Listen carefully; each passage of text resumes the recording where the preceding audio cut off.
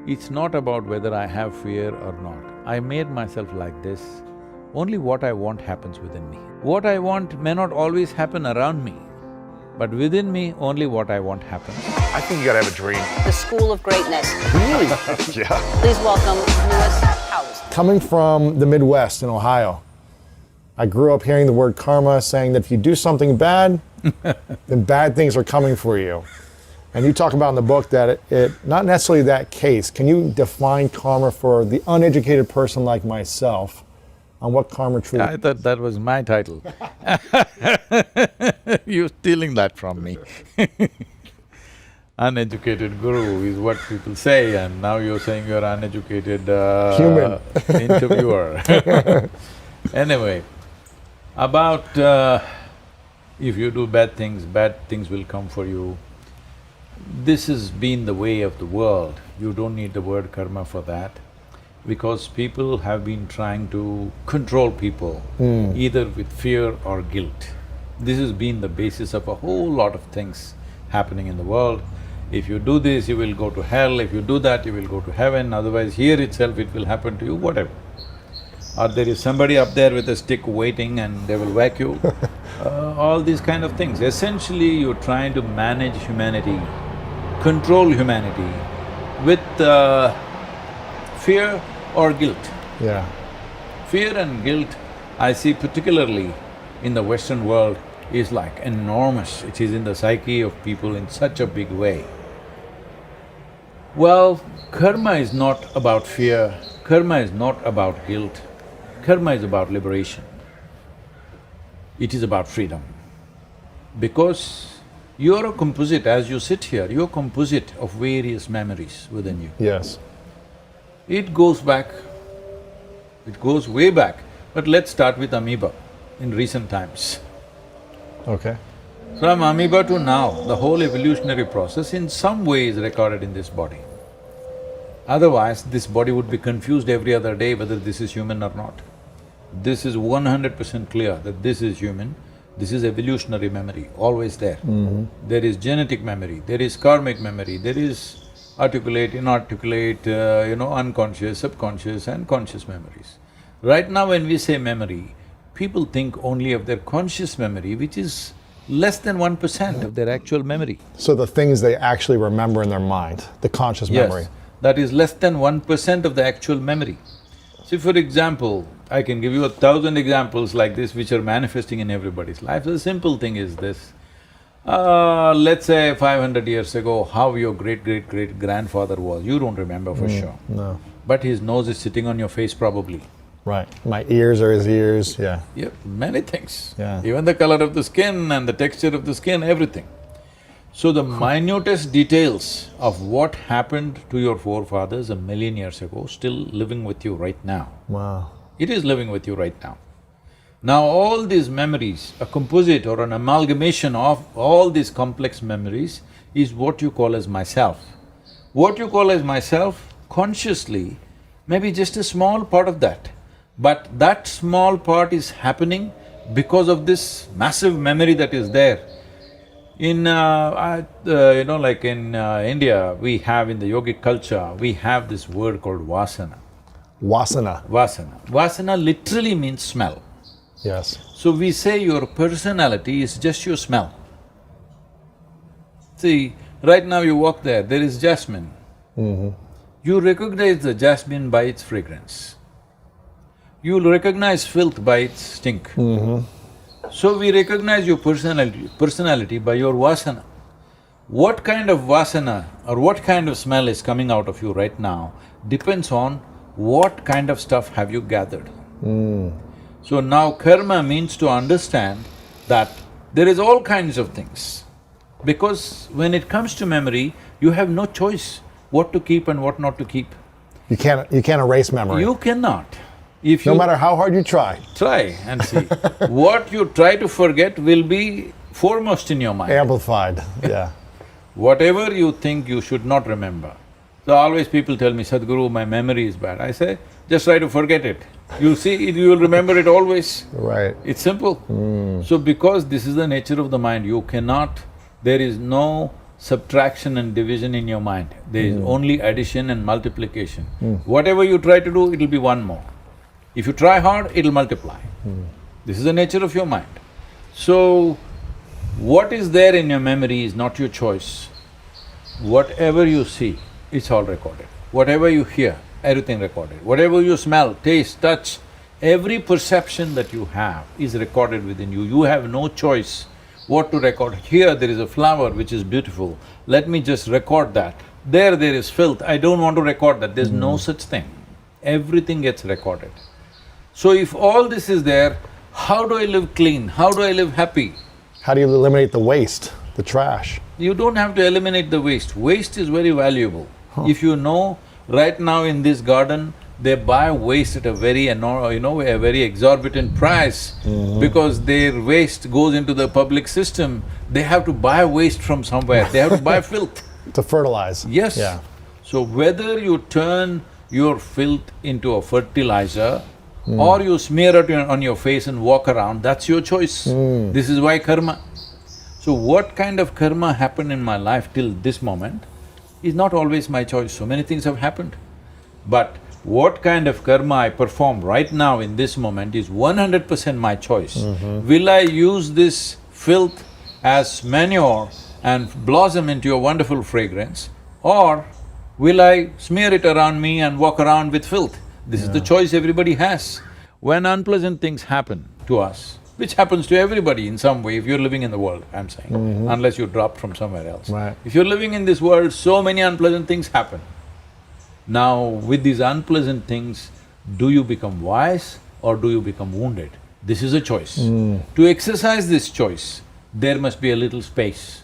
When I say a little space, where is your memory stored?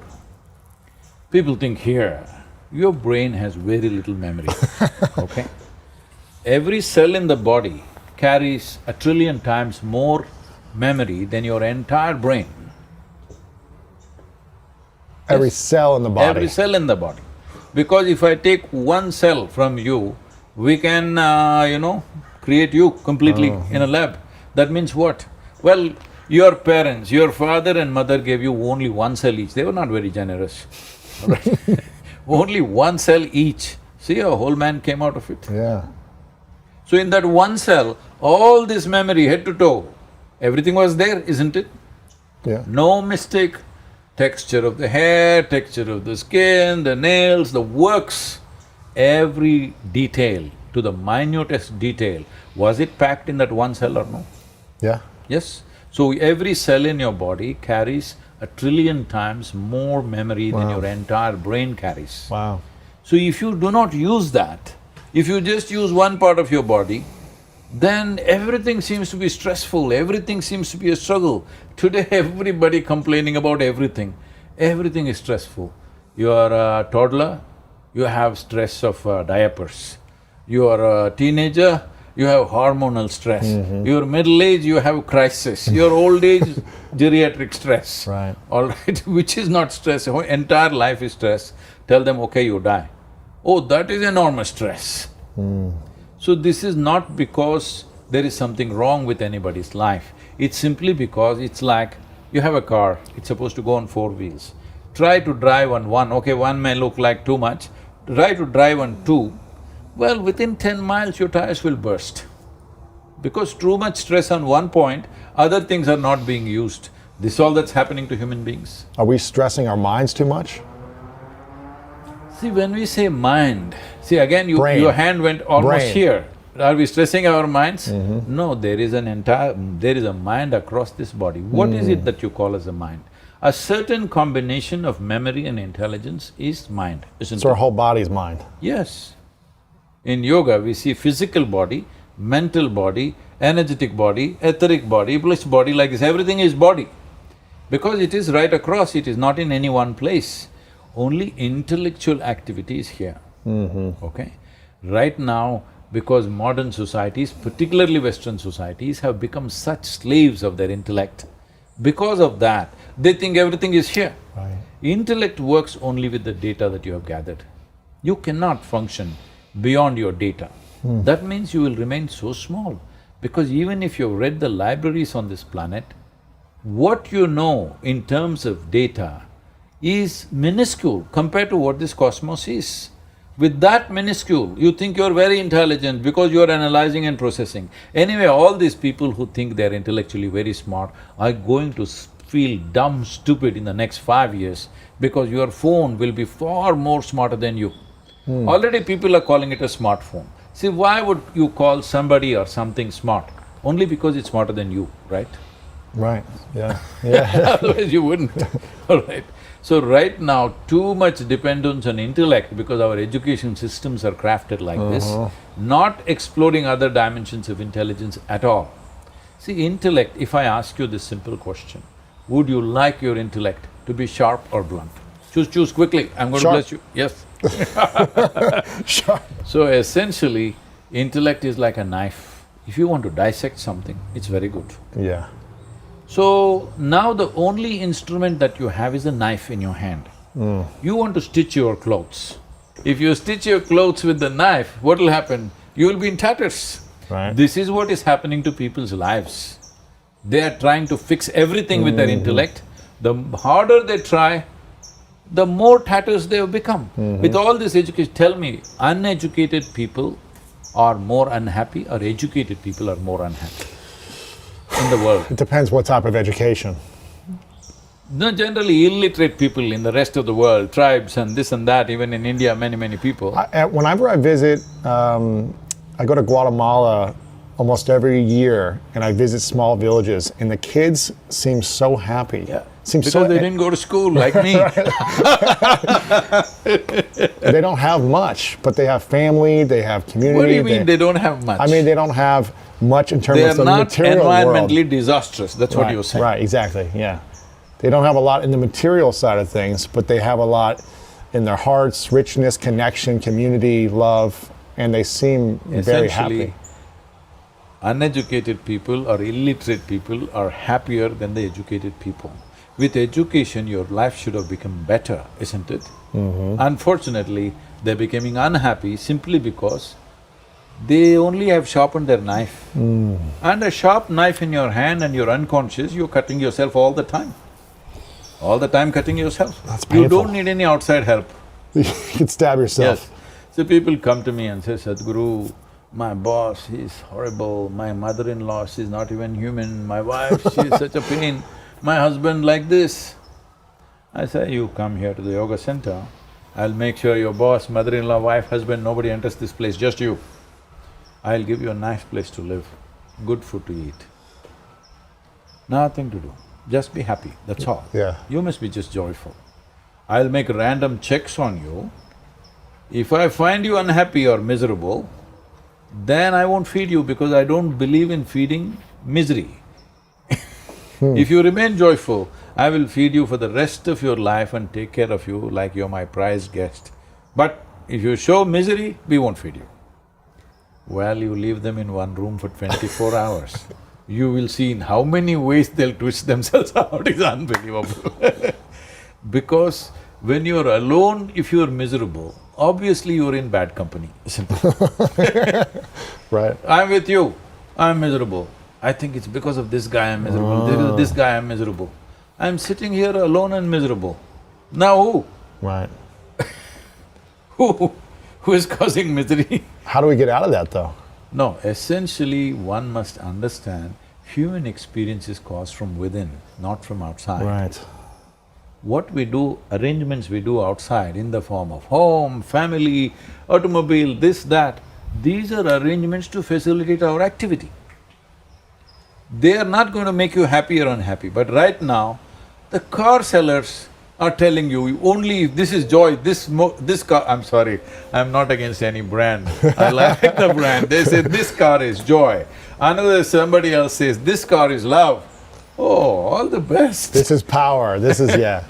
Power is okay, car has power. But where is love exuding from the engine or joy exuding from the engine, all right? Power, all right. But right now, if you… this is something I've been noticing, it's only in recent times, probably last 10–15 years.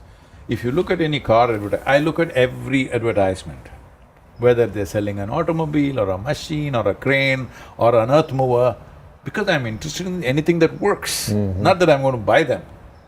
So when I look at it, car ads, nobody's telling you what's the engine, what's the transmission, what's the power, what's the torque, nothing.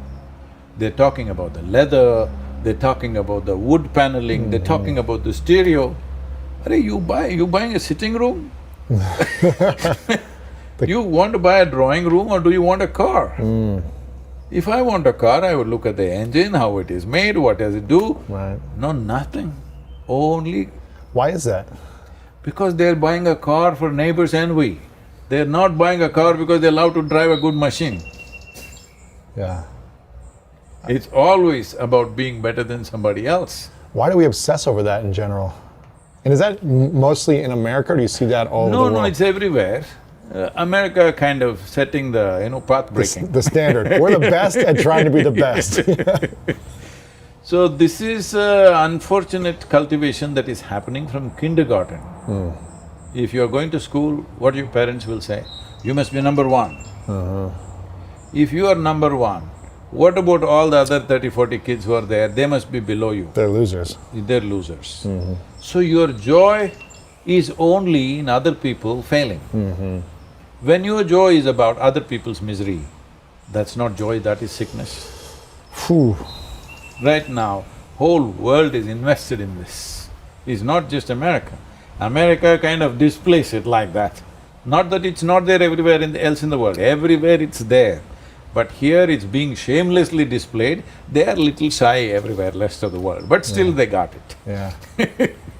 What would the world look like if we chose to lift everyone up and celebrate other people succeeding or being happy, or whatever it looks like for them to succeed? What would the world look like?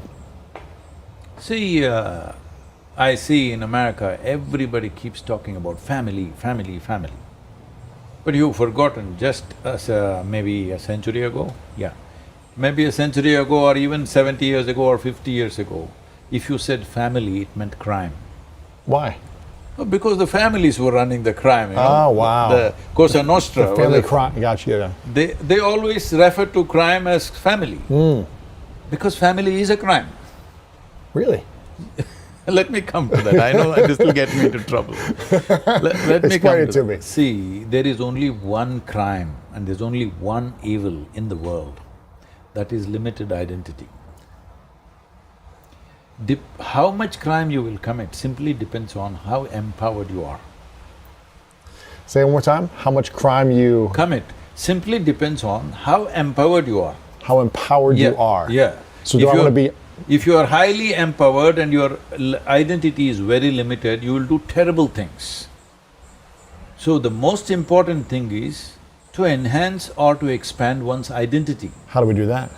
See, for example, traditionally in the yogic culture in India, before we start education for a child, the first and foremost thing is that he must take a cosmic identity.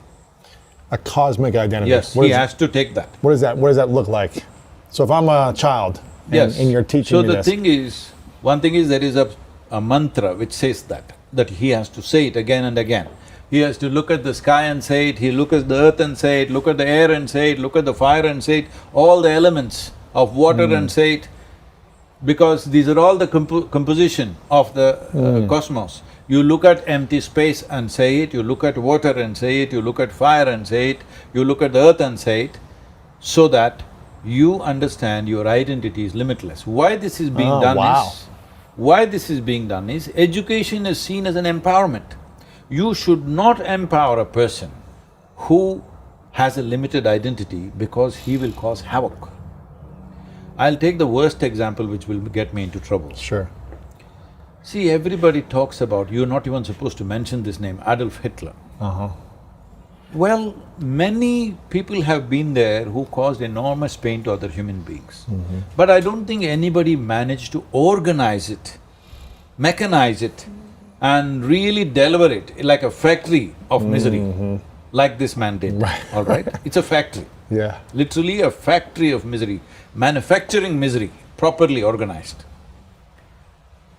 But do you think there aren't thousands or hundreds and thousands of people with the same mindset in the world? Absolutely. They are. Only thing is they're not empowered like him. Competence is the only thing that's lacking. Tyranny is there in people's mind. They're as much tyrants as Adolf Hitler. You may find them in a school teacher, you may find them in your parents, you may find them all around you in your neighborhood. Only fortunately, they're not as potent as that man. That man is super competent, that is what the problem. So right now, human competence becomes a terrible problem simply because you have a limited identity. So, you invest your identity in a family, you invest your identity in a community, race, religion, nationality. Your relationships, Tell me, in the name of nations, in the name of race, in the name of religions, in the name of communities, how many terrible things have we done in this world? It's still happening today. No, the most terrible… leave what's happening today, just look back in the last 100 years. All for someone's identity, pride, country, Yes. city, state, religion, all these things. How… you just take 20th century, okay? Yeah. 1 century passed, 21st century is just progressing now. 20th century, take it, in the name of race, what all have we done to each other? Yeah. In the name of religion, what all have we done to each other? In the name of nationality, what all have we done to each other? Just look back and see, we've literally killed half the world's population in 20th century. Because of identity. Yes, of a philosophy, of an ideology. People have killed, all right? Right. So, limited identity and empowerment is a disaster. But we are continuously cultivating this all the time. So I said family is crime because family is the first identity that you take. After that comes community, after that comes maybe race or religion or nationality. Right now, nationality is reasonably the largest identity you're taking. Within this nation, it looks nice that you're committed as an American to the well-being of America. Right. But just see who is fighting who in this world. A good Indian is fighting a good Pakistani. A good Hindu is fighting a good Muslim. A good American fighting just about anybody.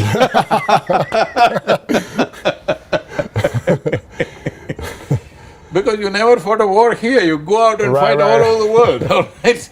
Well, you will find reasons as to why you fought that war and the heroic nature of it. I know people who lost their lives believing that they're doing the best thing in their life, yes. But I want you to know that man that you think is horrible, that terrorist, that miscreant, that militant or whatever you want to call him, that guy also, like a suicide bomber, see anybody, for every human being or even for an ant, its life is precious. You try to catch him, see, he'll do everything possible to save his life. So somebody to throw away their life like this, obviously what they believe in means much more than their life. Crazy. Right? Yeah. It's not crazy. See, if they do it your way, it's heroic. If they do it their way, it's crazy. I'm not trying to support terrorism or something, I'm just telling you, it's limited identity.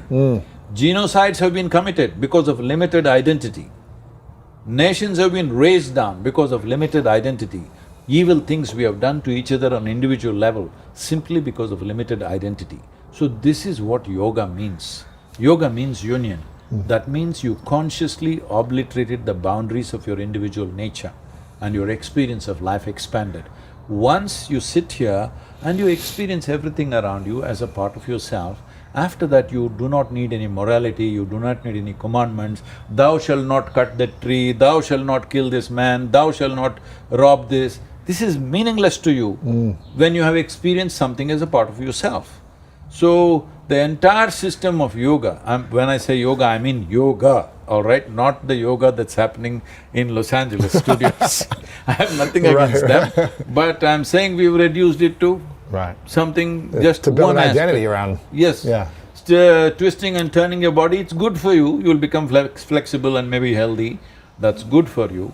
But I want you to understand, would you not wish that Adolf Hitler was a sick man instead of a healthy man? I would not wish that, yeah. I wish he was a healthy man. Huh? I would wish he was a healthy man. He was healthy, that's the problem I'm saying. You wish he was a sick man? Yeah, wouldn't you be you happy mean- if he got cancer at I see what you're saying. 25 I see what you're and he saying. wouldn't kill all these people, wouldn't set up this factory?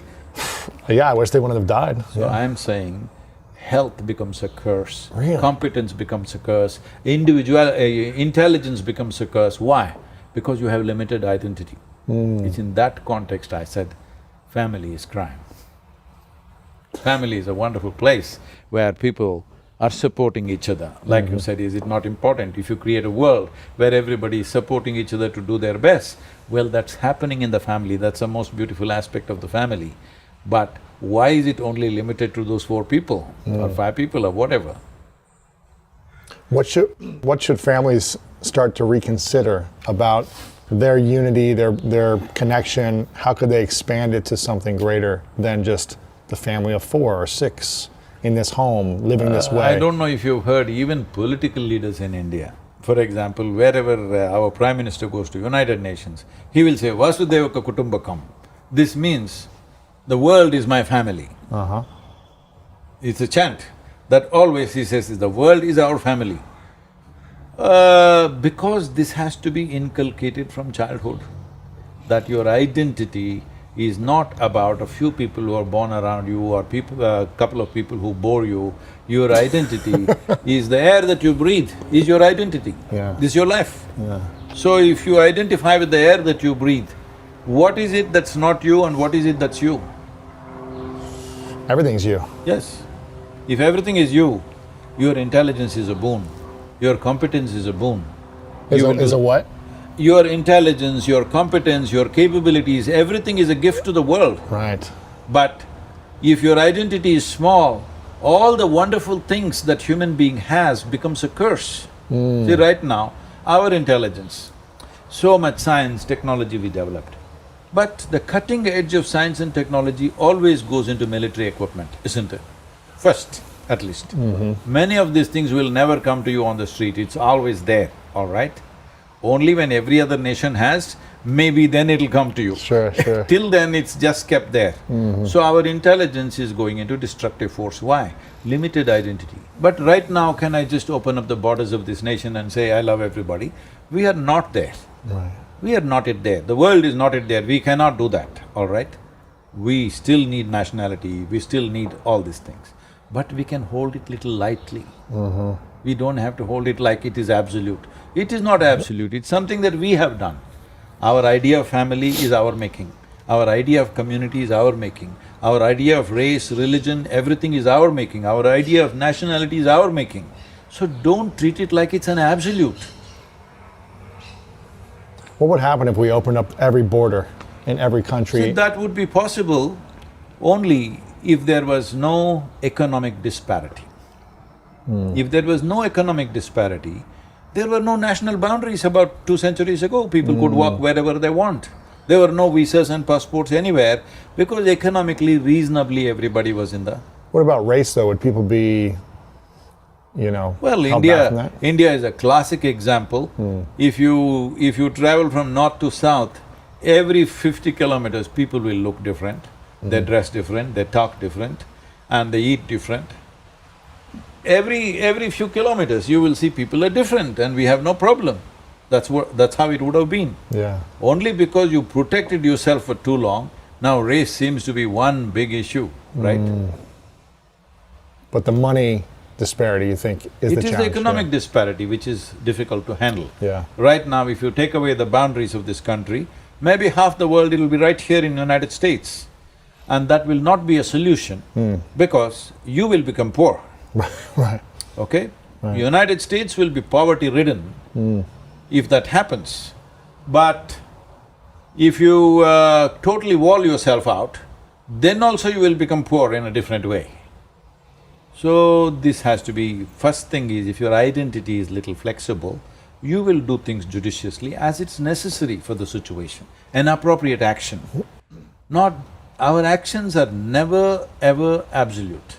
Our actions are just about being appropriate to the situations in which we exist. Yeah. If there's some parents watching or listening and they're like, wow, this is very eye-opening, I've never thought of it this way. They've always raised their kids a certain way, their kids are between… So this is a word that I hear very often in United States, we don't hear this in India. I was raised this way. Yeah. People say, I was raised Catholic, I was raised Jewish, I was raised Baptist, I was raised this way. See, you don't raise human beings, you only raise cattle.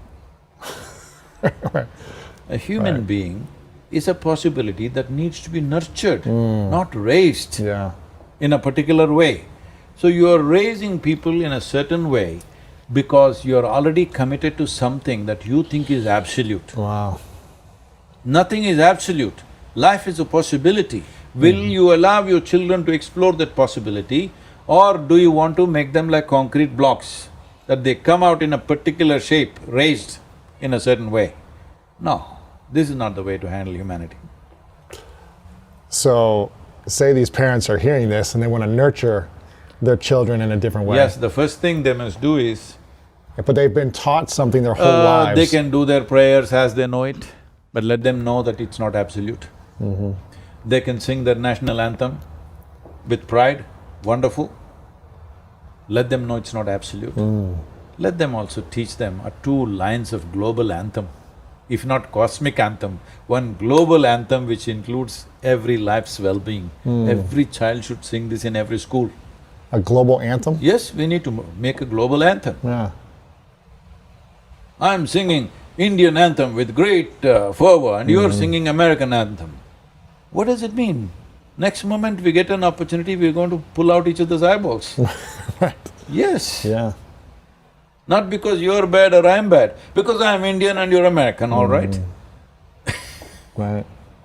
So global anthem. We need a global anthem for sure. Today, technology has many ways made national boundaries meaningless, all right? People are sitting in India and working in America right now. Whole lot of people.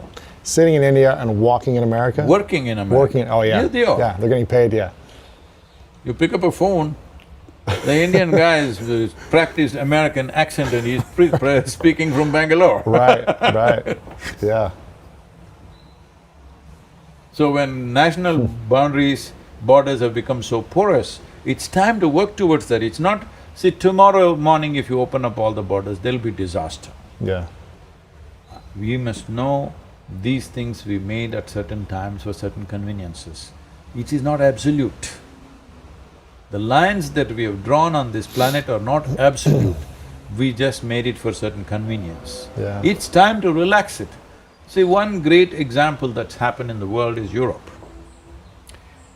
They fought as bitterly as they fought World War I, World War II. Did anybody think Germany and France will share open borders? Hello? In 1944, would you believe that? No. See, today they have open borders. Right. I don't see this as a geopolitical whatever. In a way, it's an evolution of human consciousness itself. They might have done it for economic reasons, political reasons, but still there is human consciousness involved in this, because that's not easy after fighting such bitter wars when that generation is still alive. You opened your borders to each other, trusted each other, is not a small thing to do. Yeah. We need to make that happen in the world everywhere. But for this, we need a reasonable level of economic parity. Otherwise, you cannot do it. Can't do it. One of the things I feel very grateful for in my childhood, my father, we didn't have a lot of money growing up to travel to other places outside of Ohio, but I had 7 exchange students from around the world live with us for 6 months at a time, from Brazil and Japan and Germany and France and Philippines. Nobody came from India. No one from India. See, otherwise they would have taken you back. Yes, exactly. But I felt very fortunate as a 5-year-old until I was about 12, having That these is cultures a very come wonderful thing to and, do. and learn the language, Yes. learn the food, learn about Because their you beliefs. see, when you live just in a limited atmosphere, you don't know how horribly prejudiced you become. You never realize that. You think you're doing fine. Right. You become horribly prejudiced. I'm sure even Adolf Hitler is thinking he's fine. He thinks he's fine. That's why he's doing what he's doing. Yeah. Right. I'm saying the extreme example. Right. Even he thinks he's doing fine. Right. Only the wrong thing he did was he lost the war. If he had won the war, whole world would have said what he's done is fine. Right. Please know that. It's a horrific thing. Do you think someone who's doing that feels a sense of guilt? No, no. Like when they're taking another life No. and they're seeing someone in pain? See, every nation is taking somebody else's life, isn't it? Every nation? Yes, every nation is, isn't it? But I mean an individual, one person. See, nation means it's individuals who act on the ground, right? Yeah. It's an American pilot who drops the bomb, it's an American sniper who pulls the trigger, all right? But he believes he is doing it for the country, Right. so he won't feel any guilt. Even the terrorist who is right now, which we think is absolutely unreasonable and insane, that guy thinks he's doing the right thing, he's doing God's work, not a simple thing. He feels great pride in what he's doing. So this is why I'm saying it's a limited identity. It is not that somebody is bad, somebody is good. The moment you have limited identity, you are a crime. It's just that whether your crime is recognized in the law as a crime or not is a subjective thing. But you are a crime. Right now I sit here, my identity is with myself. I'm interested in the well-being of this, I don't care a damn what happens to this. So this is a crime. I may not shoot you with a gun, but I'm committing a crime because I don't care what happens to you. The moment in some way you forsake your humanity, I don't care, means I have forsaken my humanity, it is a crime. Will I cause enormous damage or small damage simply depends on how competent I am. So How competency yeah. becomes a curse. The more competent you are, the more you yes, can hurt yes. and harm. Your intelligence and competence instead of being a solution becomes a problem. Isn't that what is happening in the world today? So where does karma fit in around people that are acting to harm or to not support someone else's well-being or the things around them? How does karma fit in? All your identity is only from your memory, isn't it? How are you an American? You remember that you were born in America. Yes. Suppose I erase your memory, are you American? Suppose what? Say I that. erase your memory. Am I an American? Yeah. I don't know. No. So how does your family identity come? How do your racial identity come? Everything is by memory, isn't it? Yeah. Now karma means this accumulated massive amount of memory. Now, will you stand above that? This is the stage for our life. This karmic background is like a platform. If you create enough surface tension in this, you can stand on it and do your fresh act today. But if your feet sink into it like quicksands, then you are just a victim of your memory. Right now, the person that you think is a racist is a victim of his memory. Right. The person that you think is a terrorist is a victim of his memory. The person who is a suicide bomber is a victim of his memory because he remembers what has been taught to him, all right? If he loses his memory, he's a fine guy. Right, right. Yes. So right now you don't have to lose your memory. Where is your memory? Your memory is in your body and what you call as your mind, which is all one, all Yes. right? This is hardware, that is software. Sure. So this software, you wrote it unconsciously through various incidents, experiences, your own perception according to your intelligence. You wrote your own kind of software unconsciously, it's written by you, but unconsciously. There have been cases where people have sleepwalked and committed a murder. Even the judiciary thinks that is not worth punishing. They don't punish them, even though they committed murder sleepwalking. As far as the act is concerned, somebody died, they lost their life, not a small thing. But this man was sleeping. So that man doesn't get punishment because he was sleepwalking, all right? He could have even killed himself in his sleepwalking, it's possible. Right. But instead he killed somebody else. So essentially, you're unconscious, so you're not punishable because you're less than a child, I'm saying. But the important thing is to become conscious. Where is your memory? It's in the body, it's in the mind. If you create a little distance between you and your body, between you and your mind, this is the end of your karma. The end of your karma. Yes, the karmic influence, I mean to say. Karma is still there. Yes. Karma is the richness of your life, okay? If you have no karma, you will be a bimbo, Right. all right? There is karma, there's the more rich and vibrant the karma is, the better. Only thing is it your platform to dance upon or is it a quicksand that sucks you in? Most human beings right now are only suffering their memory, isn't it? Yeah. This moment they're not suffering. What happened yesterday, they're suffering. What happened 10 days ago, they're suffering.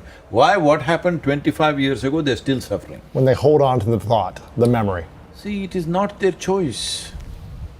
to think about the thought. They don't have to. They're identified with the situations in which they were. Now it makes them suffer. Today we know that a whole lot of diseases that people are suffering are psychosomatic.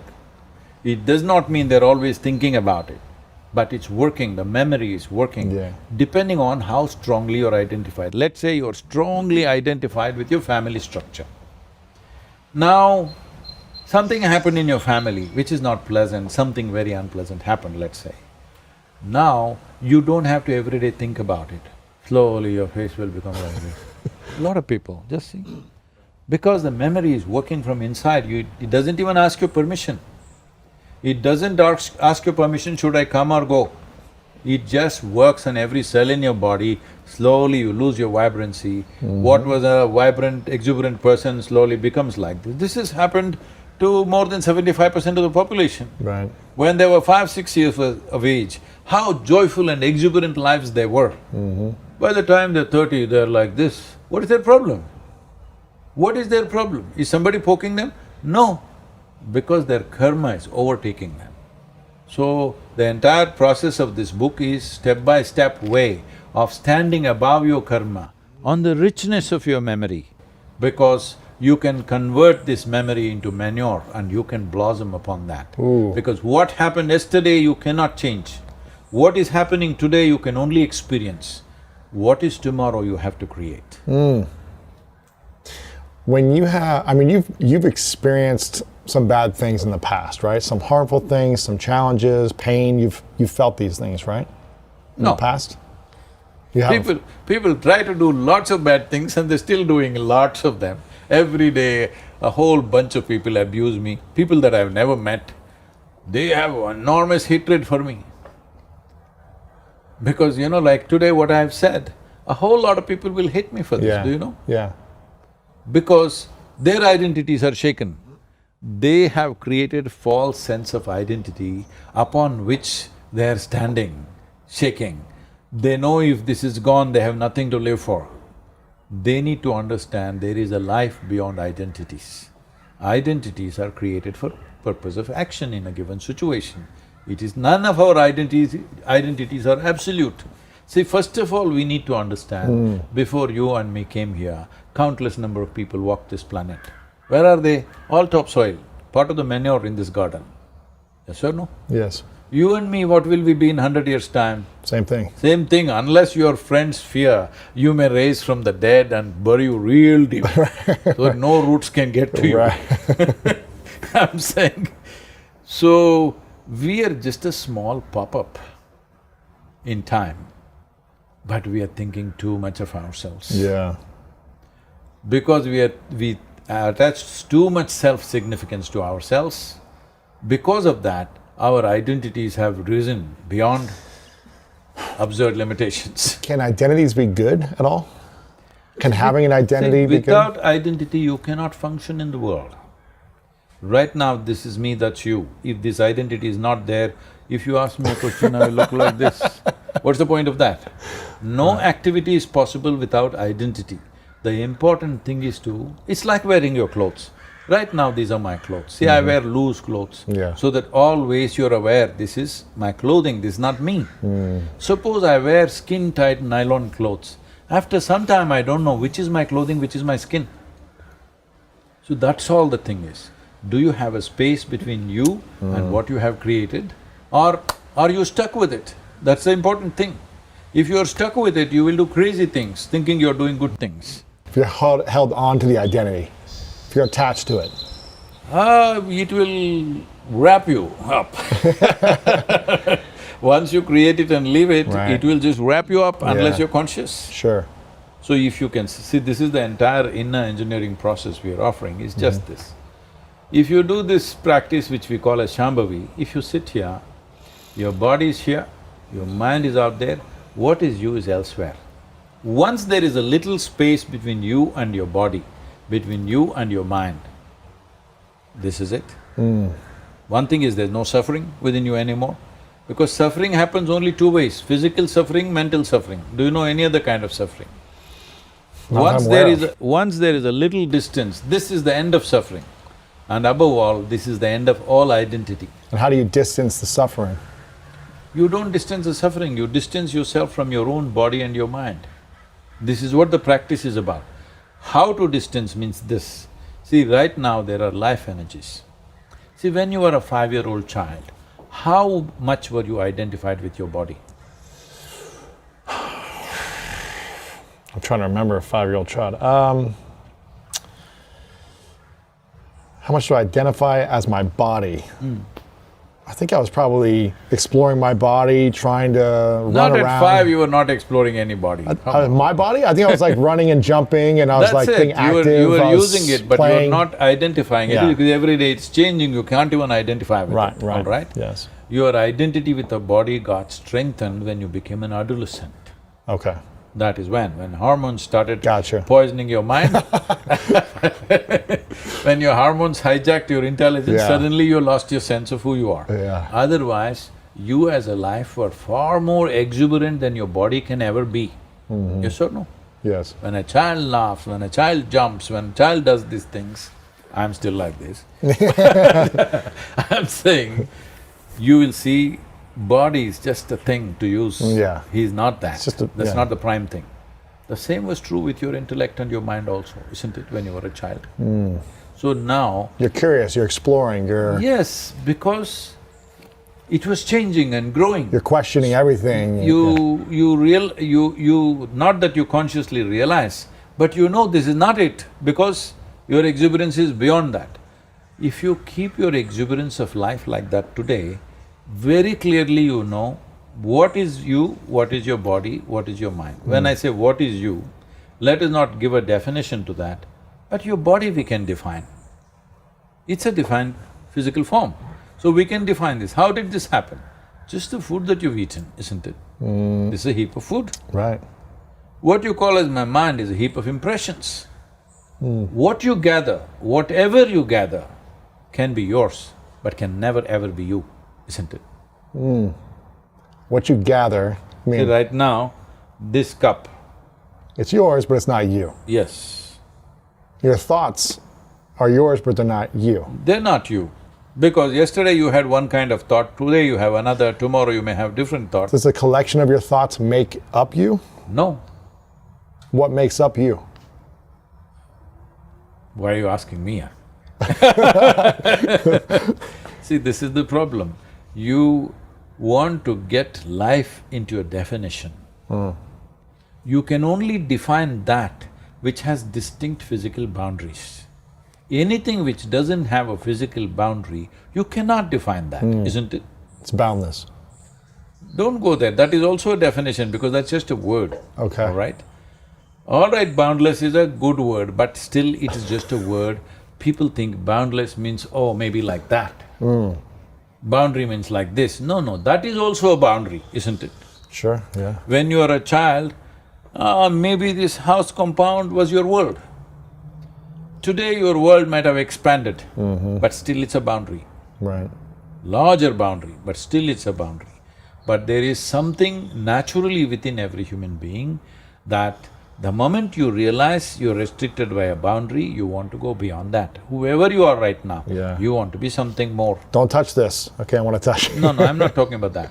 See, whoever you are right now, you want to be something more. Yeah. If that something more happens tomorrow, you want to be something more, isn't it? Why is that?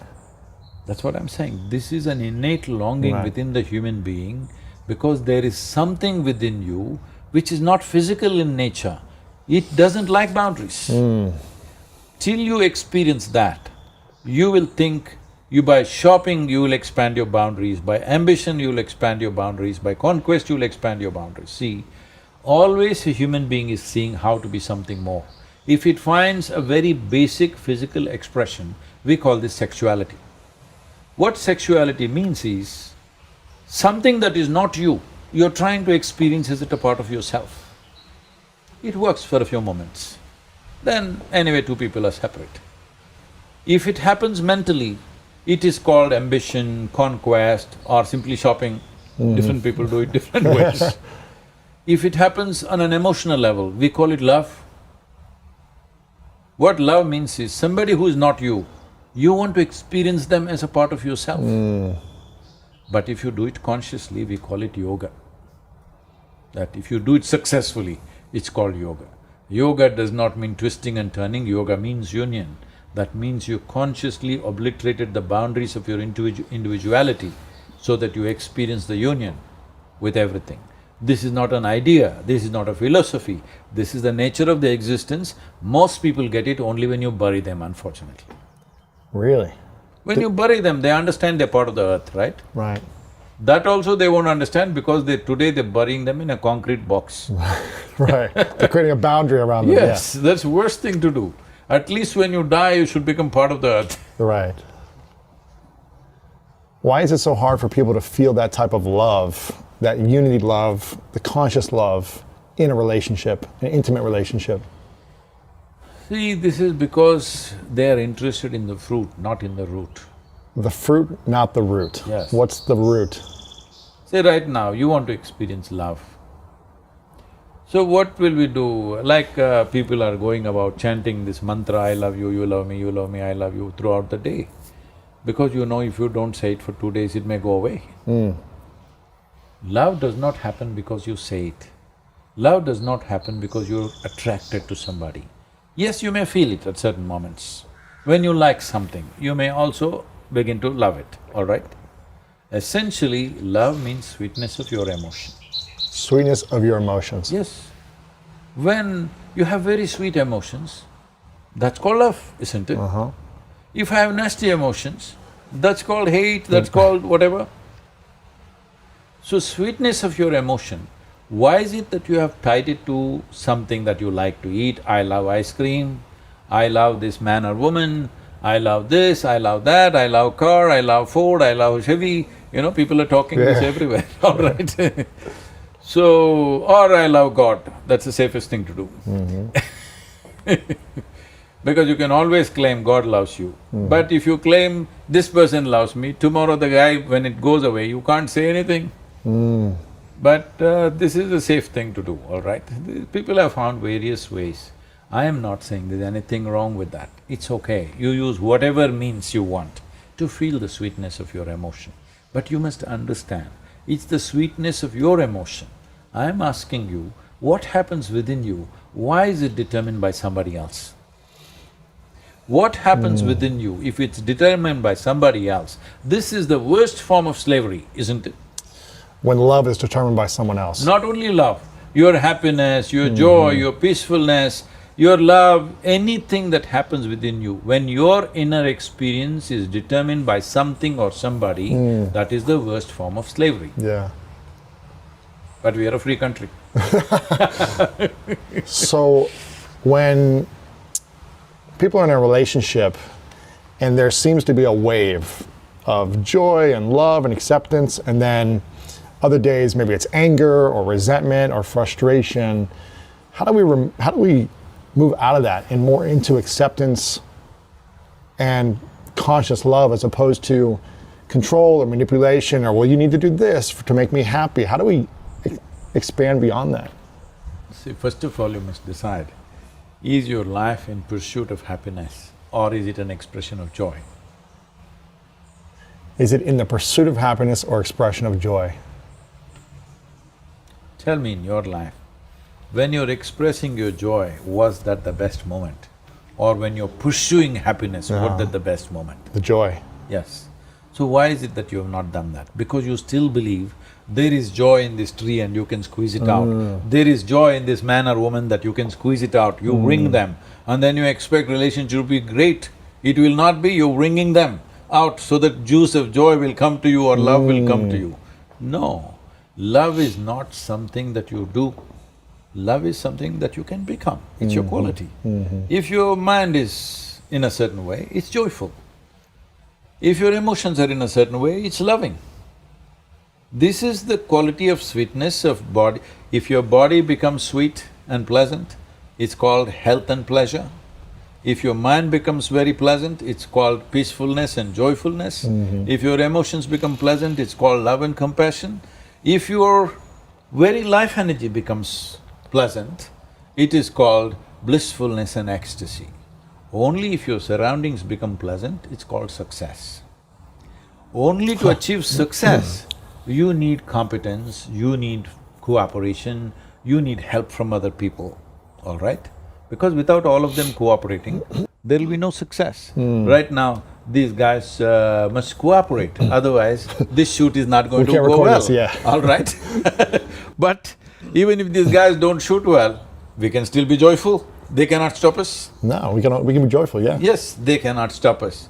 But for the shoot to go well, they need to cooperate. If they don't cooperate, the situation will not go well. Right. For the success of this situation, you need the cooperation of all these people.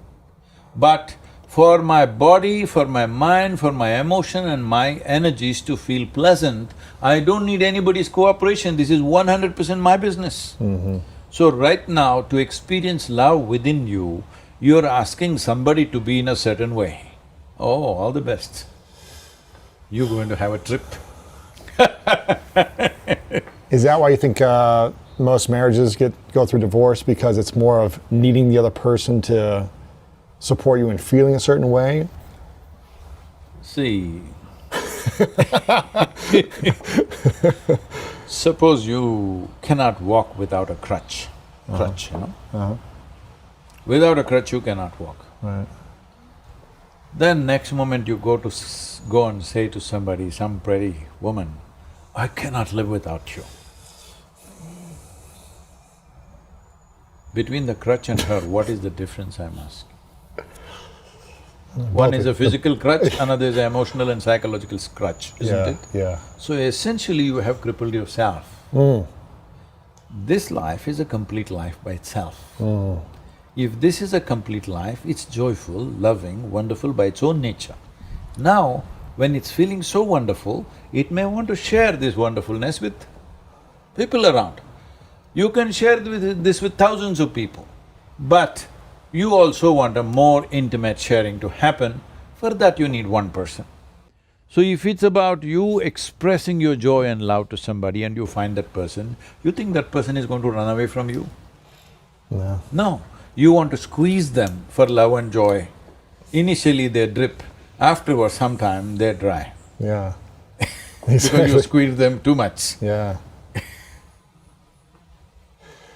For the people watching or listening who might be saying, you know what, I've struggled in my relationships, I don't have financial abundance, I'm struggling financially, out of shape, struggling in my health and wellness, and they're wondering how they can use karma, in a sense, to support them to create more abundance, financial abundance, spiritual abundance, relationship abundance, health and well-being.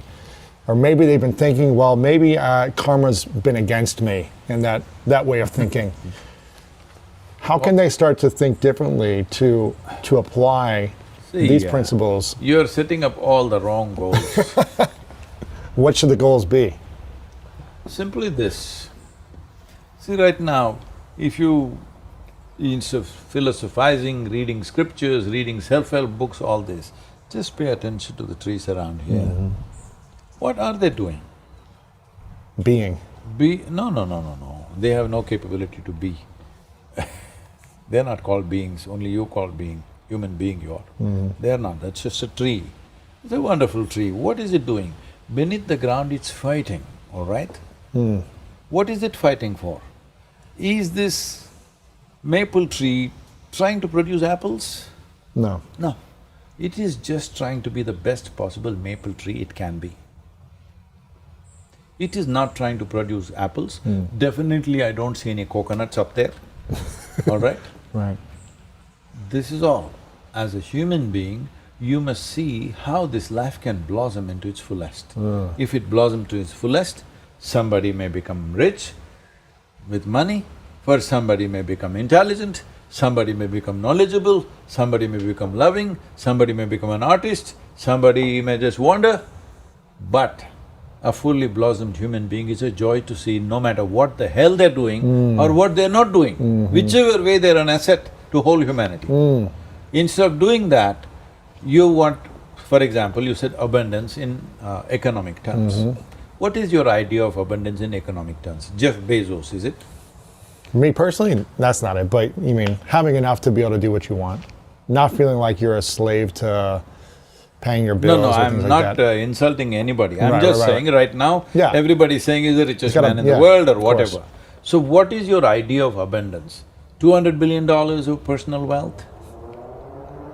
I'm asking, are you up to it? 200 billion for me? Yeah, why not? That's not my definition of abundance, but that What is it? Two that is- billion? Probably, I mean, probably over, I guess it depends on what age I am. Tell me at your present… If I'm at 10, your if I'm present… 10 years old, it's like $100,000, I'm rich, you know. My present, I mean, I feel pretty abundant financially, but I mean, if you're asking for a specific number. No, I'm asking for a number, not because I want to find out your number. Yeah. I'm asking because these numbers are bloody meaningless. Right. They're all socially relevant, not relevant to you. And anyway, talking about karma, right now, let's say you are the guy who has $200 billion. Yes. It's only in your memory. If I erase your memory, your money is gone. Hello? Yeah. It's gone, isn't it? Well, it's in your bank account. It is in the account, but if you've forgotten what? Yeah, if you've forgotten the code or you've forgotten the access, then it's A gone. whole lot of people buried their treasure all over the bloody Right, world, right. and lot of somebody people- else found it 1,000 years later. It's true. A lot of people have lost all their Bitcoin and they can't get access to it, yeah. Yeah. So, all these issues are there, but the important thing is, why do you want affluence? Let me put the word Yes. abundance as affluence. Okay. An individual person wants affluence. A society wants affluence, a nation wants affluence, everybody is striving for that. Why? Because initially it means a choice of nourishment. A choice of nourishment. Yes, if you have money, you can eat what you want. Initially, that's the goal. Yes. If it goes beyond that, after you eat everything you want to eat, next thing is a choice of lifestyle. Yes. Now, for example, United States of America has the highest choice of nourishment choices, highest level of nourishment choices, highest level of lifestyle choices, all right? But you're spending 3.25 trillion on healthcare. Right. Oh, wonderful, that's big… that is larger than India's economy.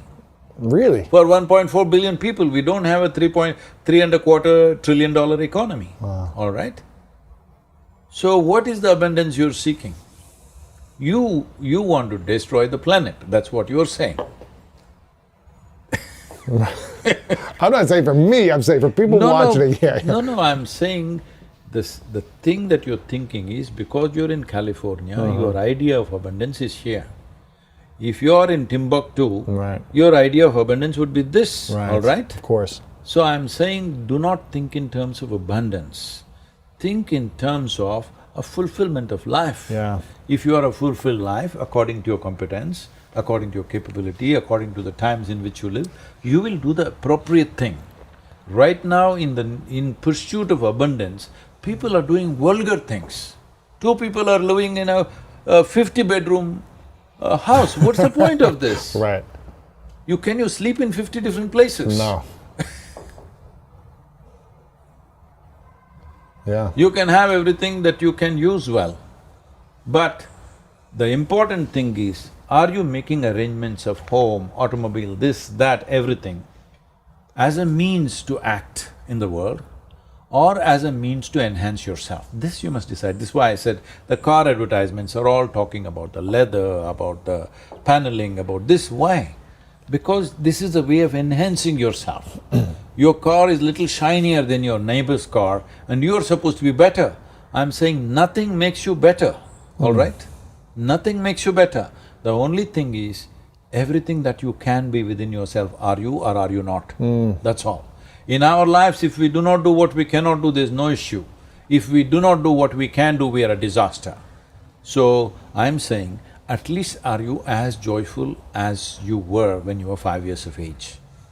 At 35, 40, If you are not as joyful and as exuberant as a 5-year-old boy or girl that you were, obviously you're a disaster because you're not even square one. That was square one of your life when nothing was in your control, all right? You're not even in square one, you sunk deeper. That's a disastrous life. So we shouldn't be thinking abundance in finance or this or No, that. We those should be things thinking, will happen according to times, isn't it? yeah, See, if you and me were here 10,000 years ago, I would definitely find an Indian cave because there are many. I don't know if you would have found one. Ohio has caves. yes, it does. Yes. You wouldn't have come to California, you would have found a big cave in Ohio or Yeah. gone to neighboring state of Kentucky and found a really massive cave out there, all right? I've been visiting all these caves. Yeah. So, Try to find some water. what, That's abundance. what yeah. would be your idea of abundance at that time, I'm asking? Yeah. So I'm saying do Something not warm, think yeah. of abundance because the moment you thought like that, that is what destroyed this planet massively. And now you are saying you want to be eco-friendly by driving an electric car. No, no. It is because fundamentally wrong thinking has come. Life has become about something else. Something else around you enhances you. No. The only way to enhance yourself is to bring this to its full blossoming of what it can be, at its fullest best, what it can be. What I am at my fullest, am I better than you? No, I'm just different. This tree, is it better than that tree? No. This is one way, that's another way. And that's why the world is so beautiful. If there was one more guy just like you in your house, could you live there? No. No. If there were 7 billion people just like you, could you live in this world? You No. would commit suicide, believe me. So how does someone know what their full potential is, of who they can truly be? See, if you don't fix yourself with limited identities, if you do not compare yourself with anything, if you explore and not… See, if you want this tree to grow to its fullest thing, that's why I said not the fruit, root. If you count the fruits, maybe that tree is bearing more fruit than this one. That's not the point. You nurture the root. The fullest possible nurture if you give to the root, what it has to become, it'll become. A blade of grass cannot become a tree. But is it not wonderful? Yeah. Is it not wonderful? You It's may step wonderful. on it, Yes. but is it not wonderful? Yeah. You mostly have the garden for grass, not for trees, actually. Right. So how do we nurture our inner roots and not focus on the fruit? See, as there is a science and technology to create the situations that we want in external situations, there is a whole science and technology to create inner situations the way we want.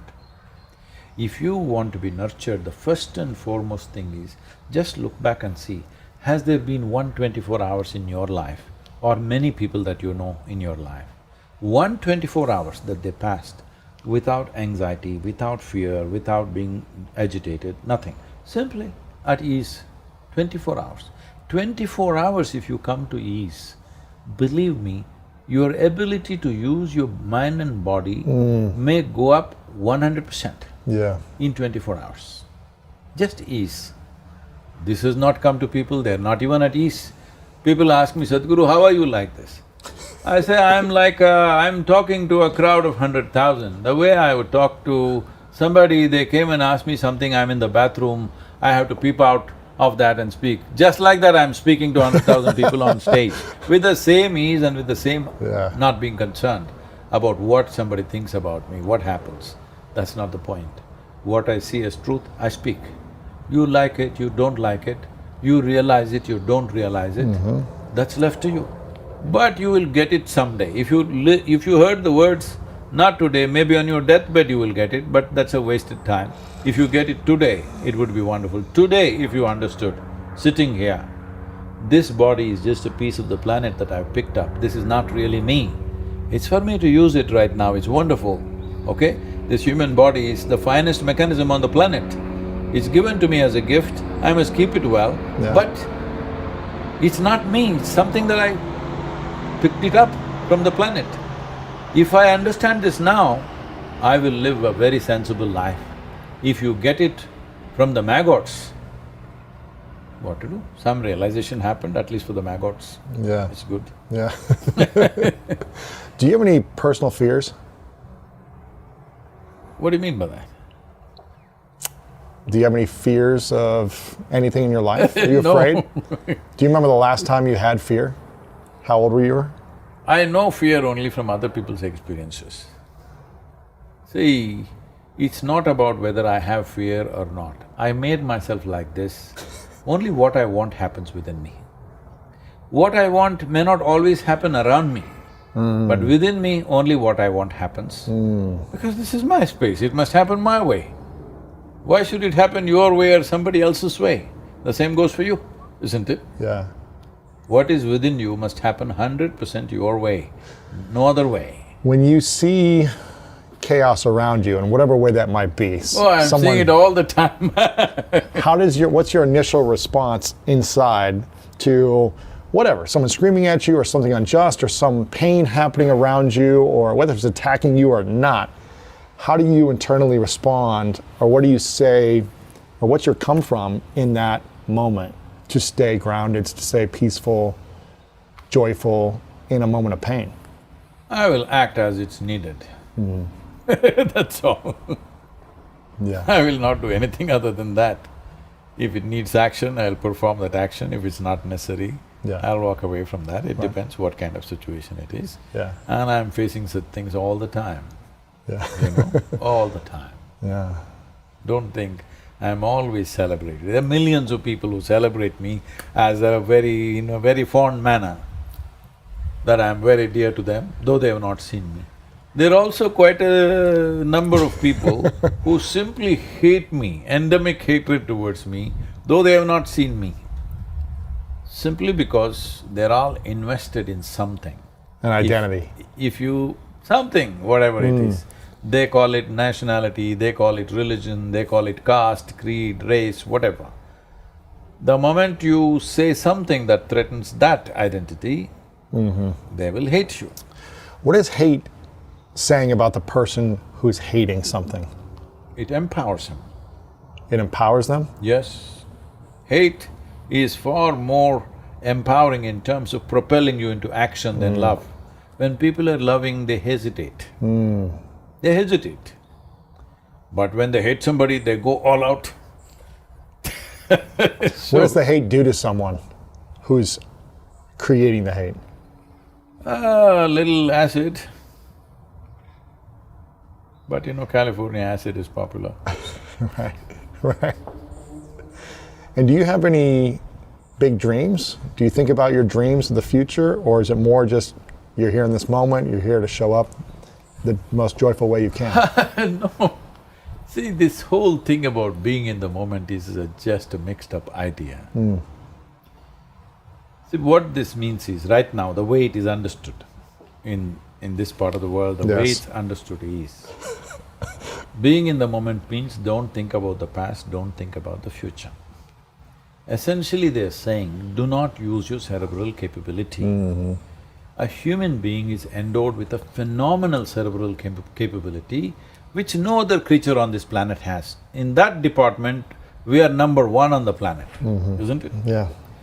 So right now, because people do not know how to use it, and they're torturing themselves with their cerebral capability, they're poking themselves with their sharp intellect.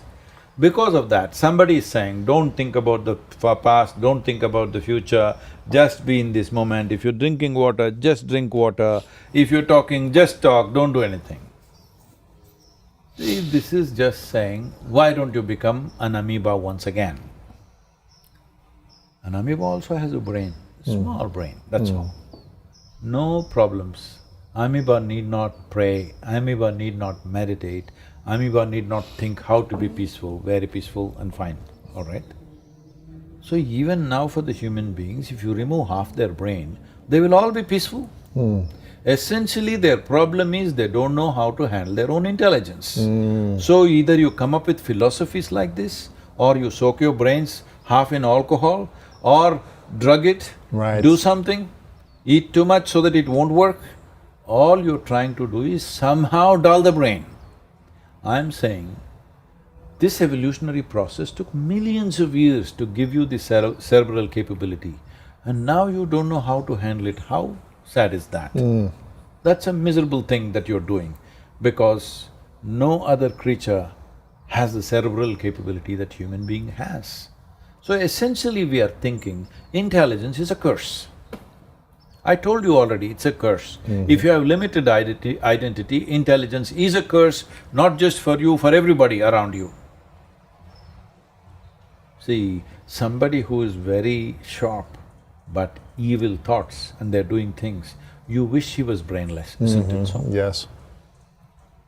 So this is simply because of this, you don't know how to handle your intelligence for well-being. You tell me, in your experience, is intelligence a solution or a problem? It depends on how it's being used. No, that's not the point. Is intelligence a solution or a problem? Essentially.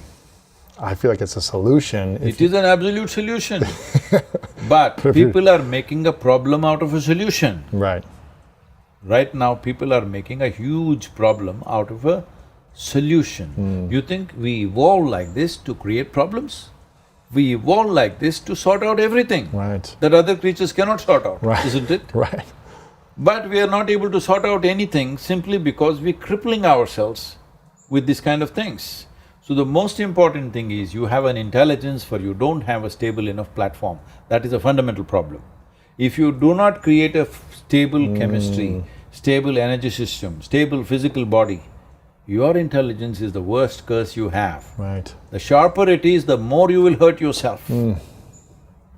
So this is your inability to handle it.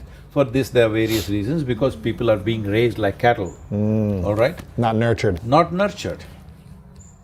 I don't say everybody, Right. but unfortunately that's a majority. Right. We've got many more questions, but I want to finish with two final questions before… Two is not considered final. Only when you come to one, you say it's final. Two additional questions. Before I ask those questions, very grateful for your time. Thank you for showing up the way you do and for educating an uneducated human being on all these things. I appreciate it. You're grabbing the title from me, huh? This book is really inspiring. You shared some of these things that we talked about today that are in the book. In the first chapter I read, a lot of these concepts I heard here. I know there's a lot more to go into, so make sure you guys get the book. Very inspiring. I recommend you get 3 to 5 copies, give them to friends if you want your friends to also have expanded identities and not be limited in that thinking. So get Karma, A Yogi's Guide to Crafting Your Destiny. Extremely inspiring. Also check out innerengineering.com for more, lots of courses, books, programs, everything there. I'm gonna have to come to Tennessee someday. You should come. And check it out. So I wanna go there. And Don't come there to check it out, it's already well checked out by me. come there to make use of experience it, to Come there express to my joy. experience Yes. and make use of it. I will use it. I will use it. Checking out, I've done all the checking out and saw that all the It's all problems are working, removed. yeah. It's all working. Well, I want to acknowledge you before I ask these two final questions, or 2 additional questions. I want to acknowledge you for being in a journey with all of us. I think the fact that you have learned so much and you want to show up every day and teach, and you want to show up and create content and offer solutions through whatever means necessary, whether it's books, courses, videos, TikTok, things you're not even a part of that you're aware that are impacting the world. I'm just appreciative and acknowledge your showing up. No, all this effort is to…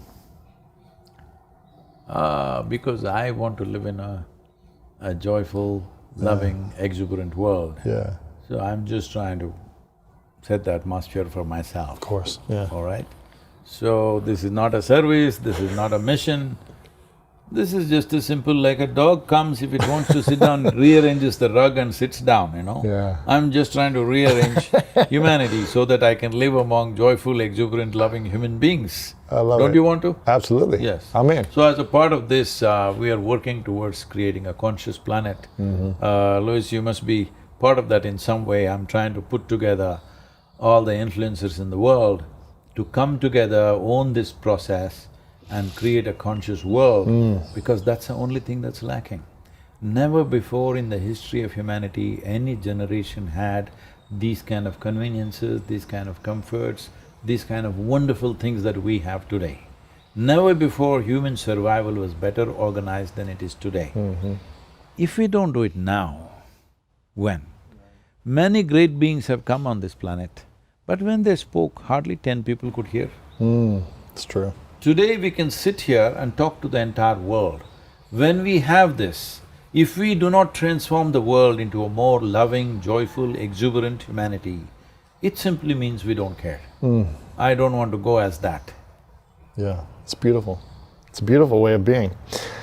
This question I asked you last time, but you didn't really answer it, so I'm gonna ask it again. Really? Yeah, it's okay. This is called the three truths. And maybe you don't have an answer, and that's fine. It's called the three truths. It's a hypothetical question. So I'd like you to imagine you get to live as long as you want to live in this physical body on this earth, but then one day you gotta go. And you gotta take all your work with you, all your content, your Why videos. would I want to take it? It's a hypothetical. It's a hypothetical. You're not gonna take it, but it has to go somewhere. No one has access to it anymore. So it's gotta go somewhere else, but we don't have access to your information, your content, your books, all of it's gone. For whatever reason. I've already taken care of that. It's a hypothetical, right? So imagine that you only get to share three final things that we would have, three final lessons that this is all we would have to remember you by, your information. I call three truths. What would be your three truths for the world? Oh, only three. Maybe that's why you didn't answer last time, but Everybody just shut up, look and listen. yeah. Really look. Right now, people are not looking. If they look, they are making their conclusions based on their identities. They're not hearing anything. Yeah. They're making their conclusions. Just shut up, look and listen. Life is all there. Yeah. That's one. That's all. That's it. Three. That's Shut three. up is one. Shut up is one. Look and listen. Three. I love it. If you do this, everything that I'm speaking will be naturally yours. Yeah. This all I did. I just shut up, looked at everything absolutely, investing my whole life energy in my look and investing my whole life energy in listening, and that's all I know. Yeah. And whatever I know, you will know if you just learn to look and listen, but first you must shut up. I love it. Shut up means not just outside, inside you must shut up. And Is that a good teaching? It's great. I love it. It's perfect. It's perfect. A final question now. Now this is my final question. What's your definition of greatness? What is my definition of greatness? If it can be defined, it's not great enough for me.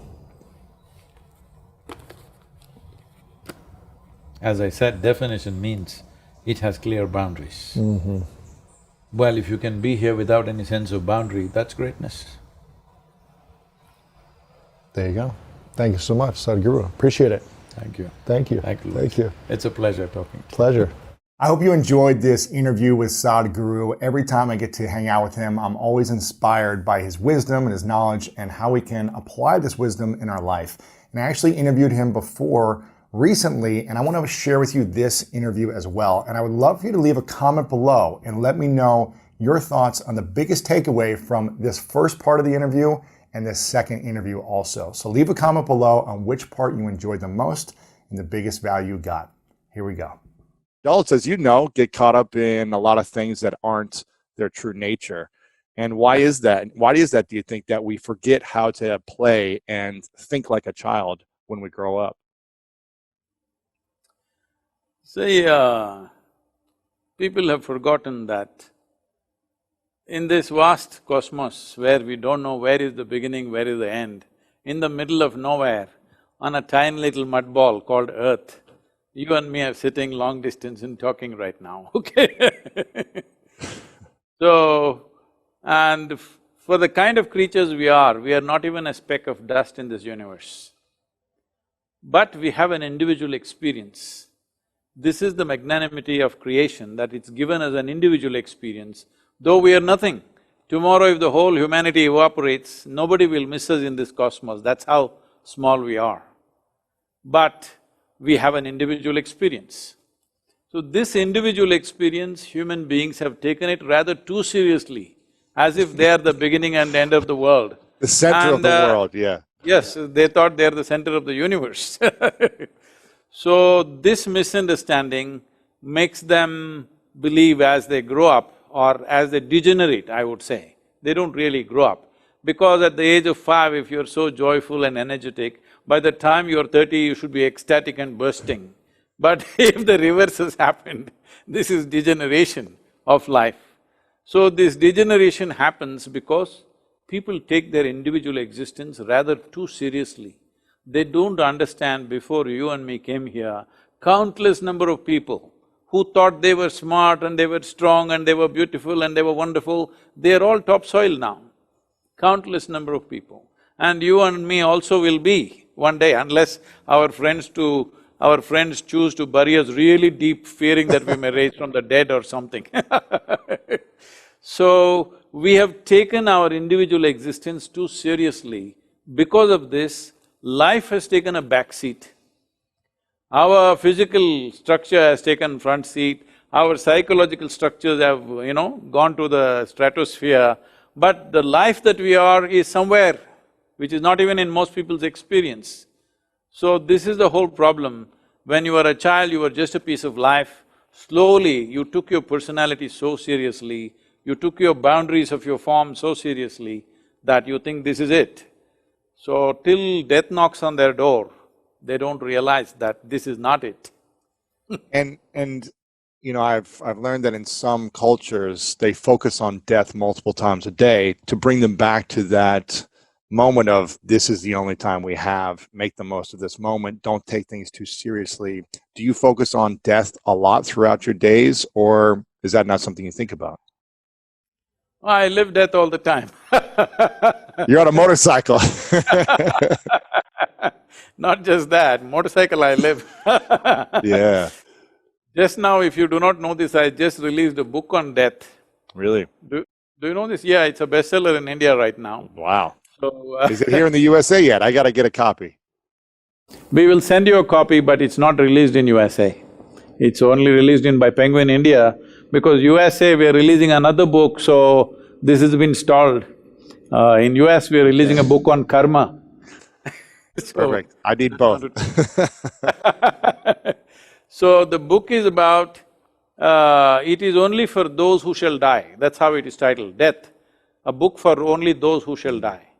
Because most people think other people die. They don't realize we die. Right. They do not… See, death essentially means, it reminds us that we have a limited amount of time and energy to live. Nobody has unlimited time or unlimited energy.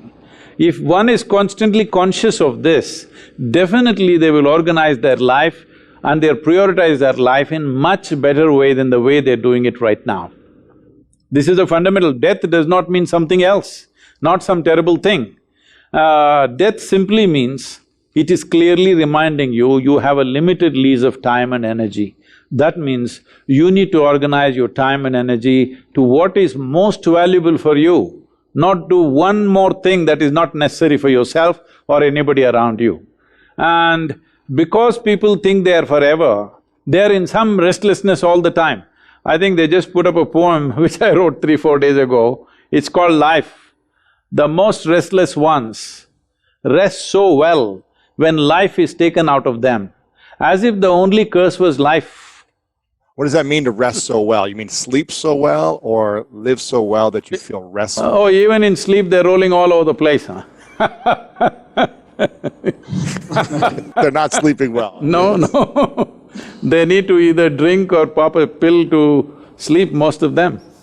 So how do we get to a restful place? Is it more about our thoughts? Is it more about our heart, our soul, our karma, our physical body? What's the place to start for rest? See, right now generally people's understanding is rest means sleep. Wakefulness means something is happening. No, you have to make your wakefulness also restful. It is just like if you have an automobile who's running at a very high RPM all the time, it'll naturally wear itself out. So it's important that you run cool. So if you are running at an easy pace, your efficiency will go up, your ability to do things will go up, your competence will go up in everything. Above all, the number of hours that you sleep will go down dramatically. See, for most people who are practicing inner engineering practices, their pulse rate is somewhere between 45 to 65. Really? Many of them… yes, many of them below 45, between 35 to 45, also in sitting states, in restful states. So once your system is going at such an ease, then the need for rest will come down. There was a time, not anymore, I'm I'm becoming little old and lazy these days. So there was a time, 3 days and 3 nights if I don't sleep, I will still be perfectly normal, still doing all my activity. Whole night I will drive, next day whole day I will teach, whole night I will drive and again I will teach, like this. These days I can do one night, next day I will need to rest a little bit. Right. You take naps throughout the day now, yeah. No, no naps. I'm joking. For almost 25 years, more than 25 years, my average sleep time was only 2.5 hours. Wow. Today I'm sleeping between 3.5 to 4.5 hours. You're getting lazy. You're getting lazy. Wow, yeah, I think I did a 5-mile run yesterday and my average heart rate was over 165. So I wonder if I can do it. Now I'm pushing it pretty hard on my run. So I wonder, is there a way to work out hard and keep the heart rate lower than normal still, even while you're pushing and pumping so much blood? The important thing is, see how easily oxygen and nutrients are distributed to the cellular level. That will determine. See, this has not been… generally they are not thinking on these lines, they are always thinking about increasing the lung capacity. Yes, that is also important, but the important thing is, with how much ease the nutrients and oxygen get to the cellular level, accordingly your pulmonary system will function.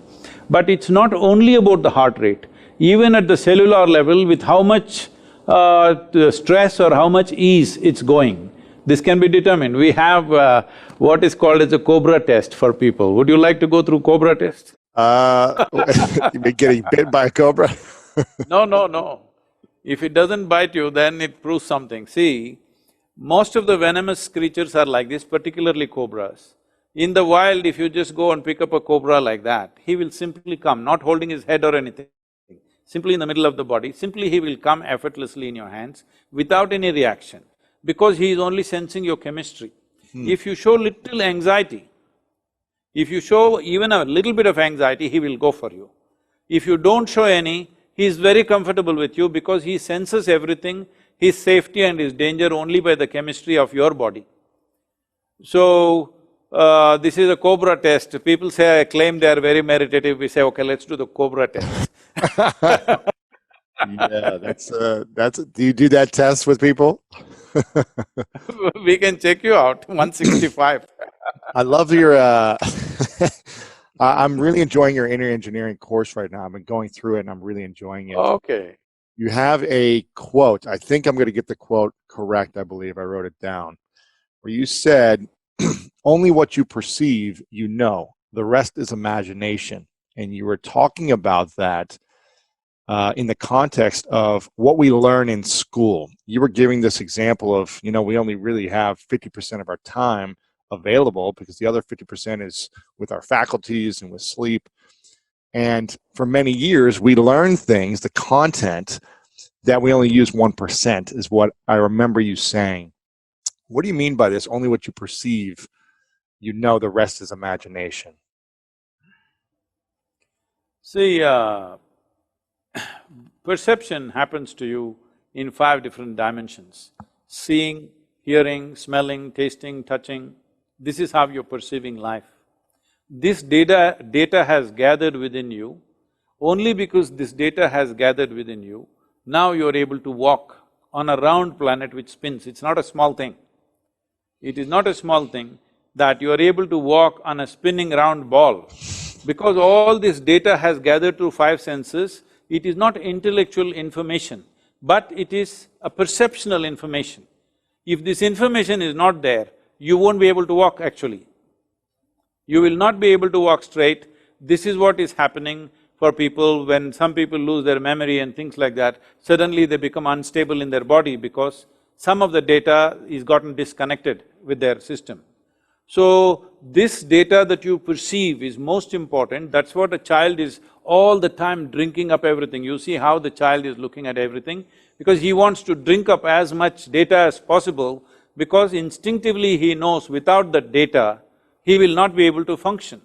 So how attentive you are, how attentive your eyes are, how attentive your ears, nose, tongue and touch is, accordingly you have that much, that much usable information.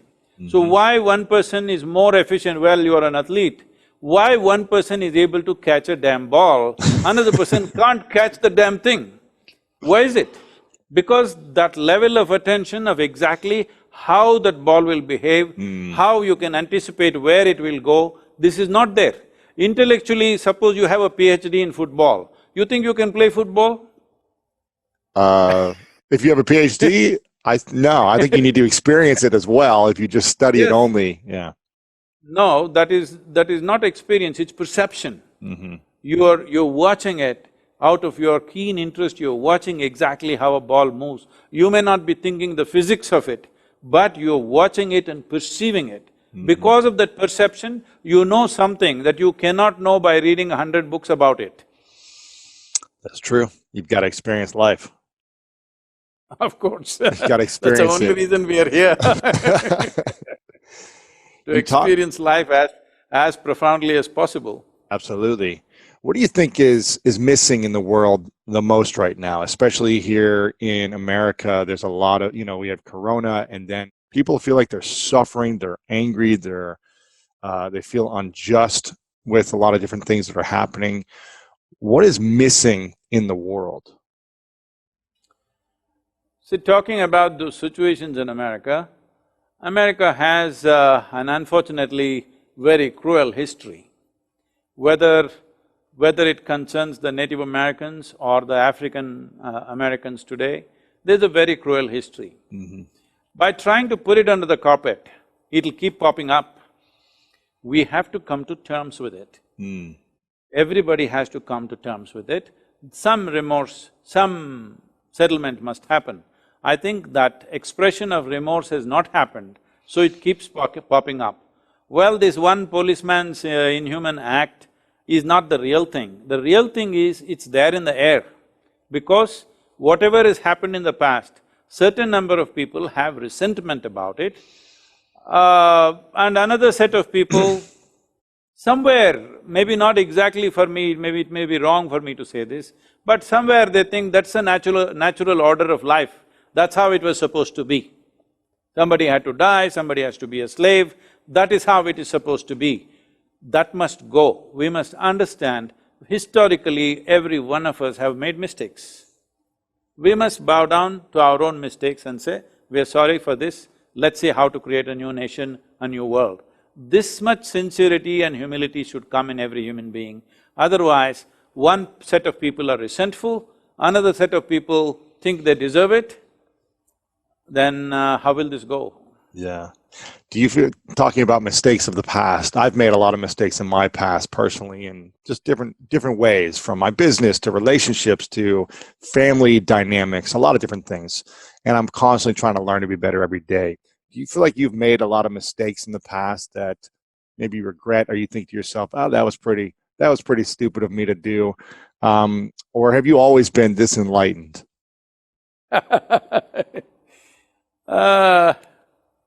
I don't know, I never looked at life as a series of mistakes, learning from that, I don't look at life like that. Well, have you made some dumb decisions here and there? Of course.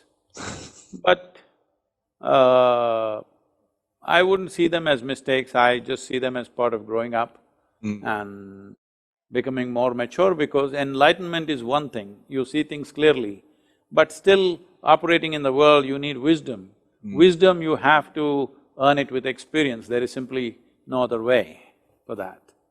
So you must stumble and fall and learn and grow and just go through life. Not necessarily, I would not say it is necessarily so, because today it has become fashionable with all these management gurus and all saying, you must learn from your mistakes, you must learn from mistakes. That means you must keep on doing mistakes. I don't believe that you must learn from your mistakes.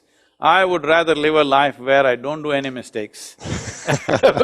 Because life is so brief, you do a bunch of mistakes and then you will learn, and where will you use it? In the grave? It's too late. So So learn from and other people's especially- mistakes, yeah. Yes, of course. That is what being human means, that we can learn from other people's experience. From history we can learn. We don't have to do all those things once again. And especially you are from the aviation state, if you are trying aviation or if you're trying skydiving or something, if you don't do things right the first time, well, that'll be the last time. People talk about suffering a lot, and I know you address this in your training, in your course, and a lot of your social media content, and you get interviewed on this a lot. When I went to India to study meditation for my brief time and my beginner mind of meditation, I was told that suffering is the obsessive self-centric thinking that we have about ourselves, the obsessive self-centric thinking. And when we focus on ourselves, then we suffer. I don't know how accurate that is in your mind or in your practice and philosophy, but what is suffering and why do we have it so much? See, there are two faculties in a human being which are unique to human beings only. No other creatures have these faculties. This is a very vivid sense of memory and a fantastic sense of imagination. So what is it that human beings are suffering? Just check out with any suffering human being. They're suffering what happened 5 years ago, 10 years ago, or they're suffering what may happen day after tomorrow already. So essentially, they're suffering their memory and their imagination.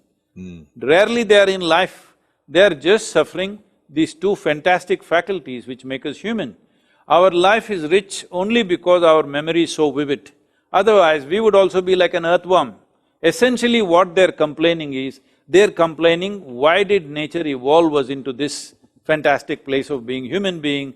We would have been happy being earthworms because our only intention is to be eco-friendly right now.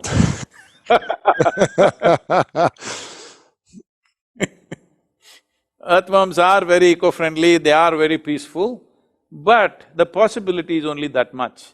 With the possibility, human being is a tremendous possibility. If you do not know how to harness this possibility, every possibility will become a problem. That's all that's happened. If you do not harness your faculties the way you should, then it becomes a problem. How come this has happened to us? Well, your name sounds French, I don't know, and you went to Pondicherry. You French background? Not that I'm aware of, I don't think so. English and Welsh and Italian. Okay, but your name sounds French. Lewis Howes, yeah, I'm not sure. Okay, but you went to Pondicherry, which is a French place. Yes, I did go there, yes. Anyway, now that you said English, anyway, an Englishman called Charles Darwin, you heard of that guy. Of course. You have no problem with him in Ohio? Because No. we come from Tennessee, we are in Tennessee, that's why I'm telling you. So, Charles Darwin said something like this, I'm simplifying it, oversimplifying it, but something like this. A goat could have become a giraffe over a million-year time. A pig could have become an elephant over many more million years. But a monkey became a man rather too quickly. So quickly that anthropologists are looking for a missing link which they have not found. Actual difference, the DNA difference between a chimpanzee and a human being is only 1.23%. 1.23% is not too much of a difference, isn't it? So physiologically, that's how close we are to a chimpanzee. But in terms of our intelligence and awareness, we are worlds apart from a chimpanzee. So right now, what human beings are suffering is their own intelligence. You remove half their brain, they will be very peaceful. No meditation will be needed for them. They will simply sit peacefully. And just be, yeah, exactly. Yes, just be, because that's what the whole American spirituality is just talking about, just be, just be.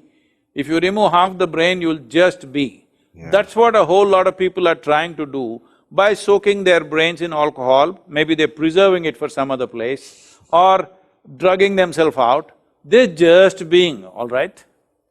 That is not the way to explore human possibility. If human possibility has to be explored, all our faculties must be full on and we must see how to further enhance them, because the profoundness of experience comes to you only with sharpness of perception. You cannot dull your perception and think you're having a profound experience. So how do Right we, now- sorry, go ahead. Please tell me. So how do we maximize or expand our perception? See, it's like this. Because as human beings, we knew that only enhancement of our perception, our life will become better. We wanted to see what is up there. Our eyes could not see, so we made a telescope. We want to see the virus, so we made a microscope. We want to hear what is happening somewhere else, so we made a telephone, we made a microphone, see you and me talking, literally 12 hours across the planet, all right? Why all these technologies we made? We want to enhance our perception, isn't it? Yeah. So, right now this is a bunch of youth, all these youth events, below 25 events, I get invited because they think I'm 25. You have the curiosity of a child, that's why they bring you. So, they were asking me, Sadhguru, you have so much influence in the government, why can't you make marijuana legal for us? So, this is over 10,000–15,000 people in Bangalore city, and it's an open-air thing, I can smell the smoke. They all gathered and they're saying, why don't you make it legal for us? I said, why just marijuana? We will make cocaine also legal, meth also legal, whatever else you name it, I will make all that legal for you. But why do you wanted this to be legal? Because you want to smoke dope and go to the university, isn't it? Yes, they said, why not? We are fine with that. I said, see, we'll do one thing, I'll get you a small plane. And the pilot comes, really smoked up. Do you want to fly with him? Like this. Then I said, you're not getting it, you need a major surgery. The surgeon comes really smoked up. You want the surgery? They said, no. So you understand, by smoking these things or drinking these things, whatever, your faculties go down. Lowered faculties will mean less efficiency of life, not only in terms of work, in terms of experience also. It means less life. So, you want to be high, but you are going low and you're thinking you're high.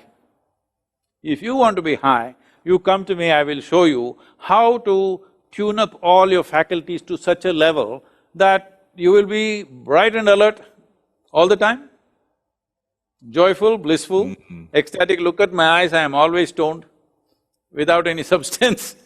Right. Because this is the most complex and sophisticated chemical factory on the planet. The question is only, are you a great CEO or a lousy CEO?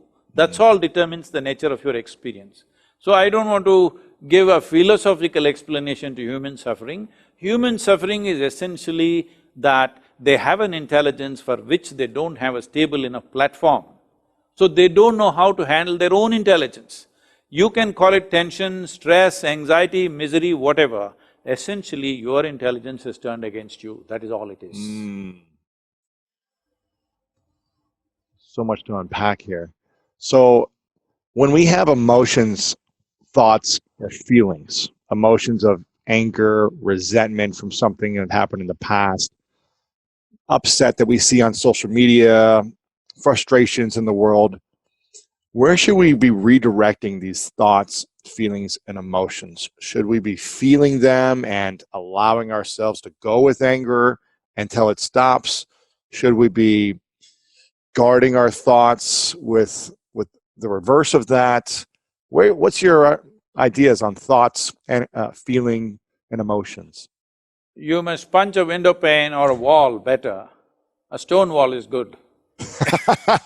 You'll feel it more, yeah, exactly. Because that is the model that the Hollywood and the television shows, everything is setting up. When you get angry, you break something, all right? Exactly.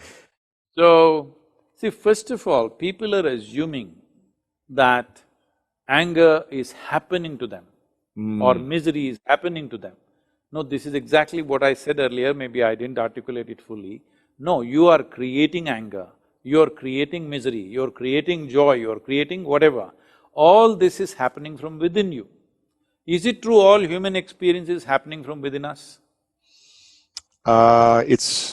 Yeah, because we perceive something and then we… No. And Something else may stimulate.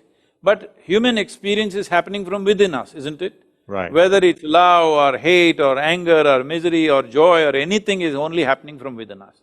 Right. The simple question I am asking is, what happens from within you? Should it happen your way or somebody else's way? it should happen your way.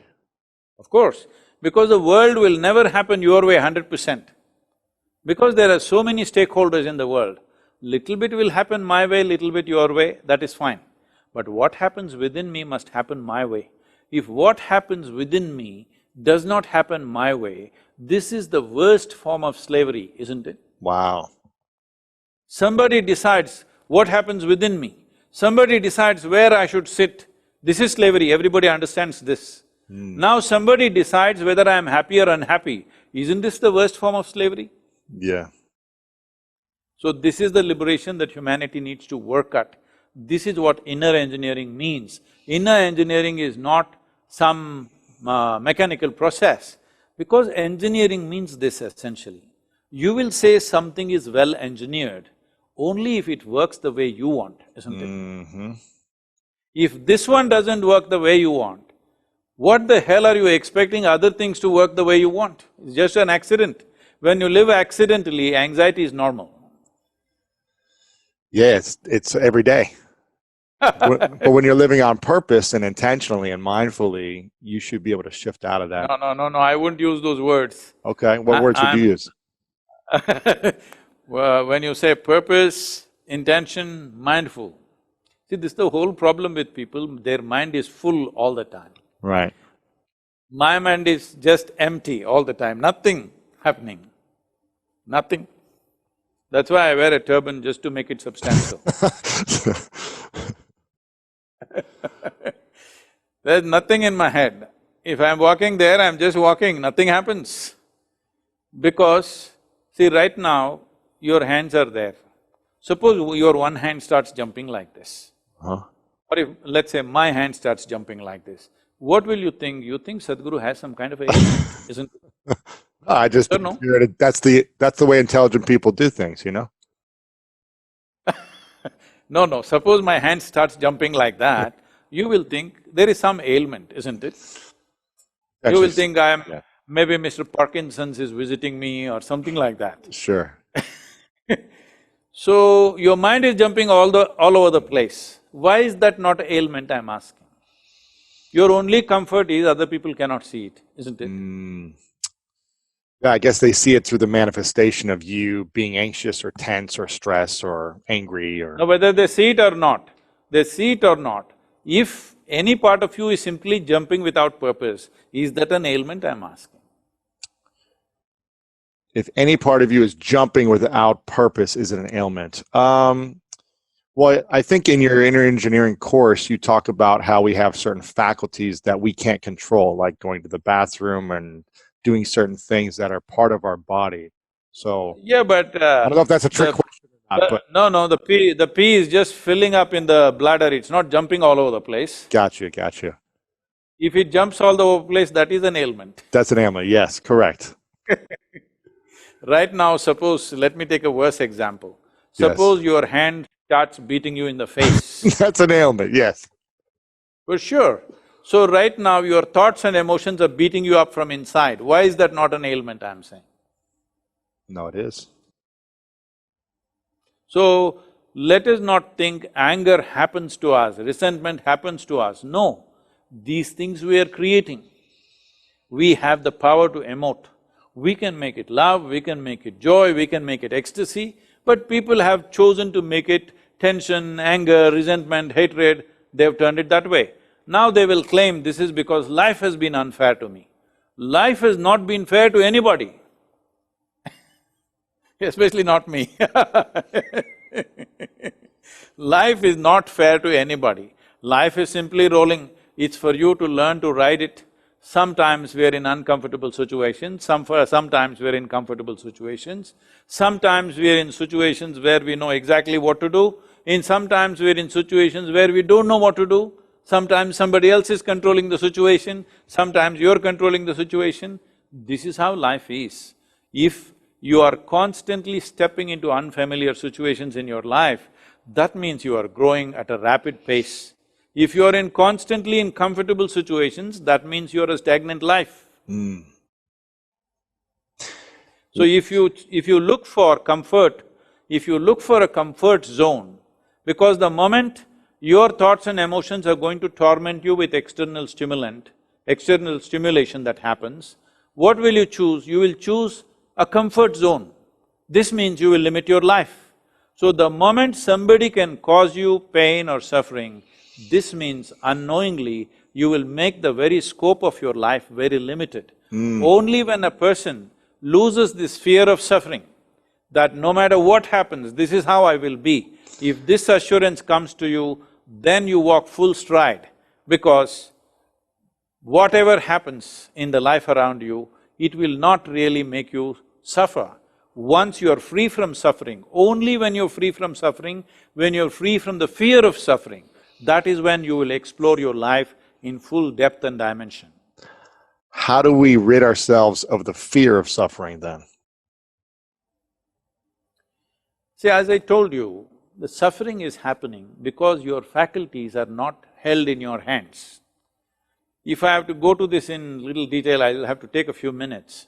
See, for example, if I ask you a simple question, do you want your intellect to be sharp or blunt? What is your choice? Sharp. Sharp, of course. So you understand, your intellect is… the sharper it is, the better it is, it's like a knife. So if it's like a knife, it's a cutting instrument. So if you give anything to your intellect, it will dissect everything and see, this is the nature of our intellect. You don't have to physically dissect, but it dissects everything and sees what is this, what is that. This is the nature of the intellect. Without dissection, it doesn't know because it is a knife, it's like a scalpel. It must be sharp. A knife that is not sharp is no good knife, isn't it? Right. So… It's good for butter. Yeah, that also depends. If it just comes out of the refrigerator, even that it won't cut. So, if you're using a knife to do everything, let's say you eat with a knife, you brush with your knife, and you do everything with your knife, of course you will be bleeding. That's all that's happening. Only one dimension of intelligence within us. In yogic way of looking at things, we look at mind as 16 parts. This intellect is just one part. Because our education systems are such, which are totally intellect-oriented, human beings largely are using only one dimension of their intellect to do everything. You use a knife to stitch your clothes. What will you wear? Only tatters. See, that's what you're seeing in Los Angeles right now. Half the people are wearing tattered clothes. Maybe they used a knife to stitch their jeans. Exactly. With holes in them, yes. So if you use a knife to stitch, that's what will happen, all tatters. Right now, human life is in tatters, mainly because of this. Instead of using a needle, you're using a knife. So intellect is a very good instrument of survival. If you want to survive on this planet, you need a sharp intellect. The sharper it is, the better you will survive. But that will not make life, that will not put everything together. Right now, because through intellectual process, people are trying to handle everything. With so much care, they're trying to do everything right, and a blunder. The result is a blunder. Everything right, but the end result is a big blunder because you're using a knife to do everything.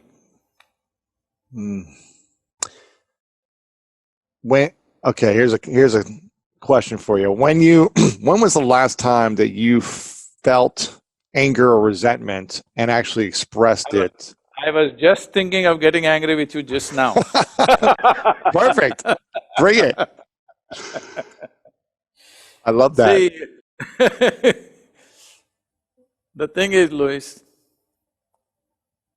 I did not give this privilege to anybody, that somebody can make me happy, somebody can make me unhappy, somebody can make me angry, somebody can make me miserable. I have not given that privilege to anybody. It's not that I'm incapable of all these things. If I want, I can be all those things. Right. But I have not given this privilege to anybody. They can't do something to me and make me angry, no. I have not given that privilege to anyone. Did you have that experience or give that privilege to someone when you were younger? Did you learn that at a certain point where you transitioned? Till I was 23, 24 years of age, from the age of probably 11, 12, I was always 24 hours angry.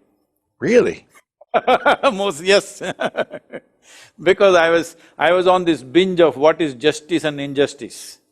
Huh. So once you start looking what is justice and injustice, just about everything in the world looks unjust. Everything makes you angry. Small thing. Yeah. Yeah, anything unjust means it makes me angry. And everywhere I see, whether at home, in school, on the street, in the society, in the country, in the world, wherever I see, I think this is unjust, this is unjust, this is unjust. So much injustice, always angry. Right. I mean, I feel like there's a lot of people in America and in the world who a lot of things make them angry, and there's a lot of injustice for people. So when did you shift, and how did you come to that realization that this no longer works for you in your life? See, it doesn't work for anybody, That's true. not just for me. But for you personally, when did you realize? See, the reason why people think anger is some kind of a virtue, because they say righteous anger, all right? Right now America is seething with anger, and they think it's righteous anger.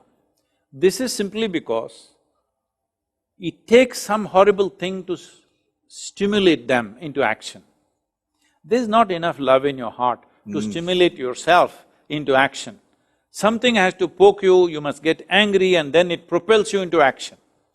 So that kind of action sometimes will produce results, of course.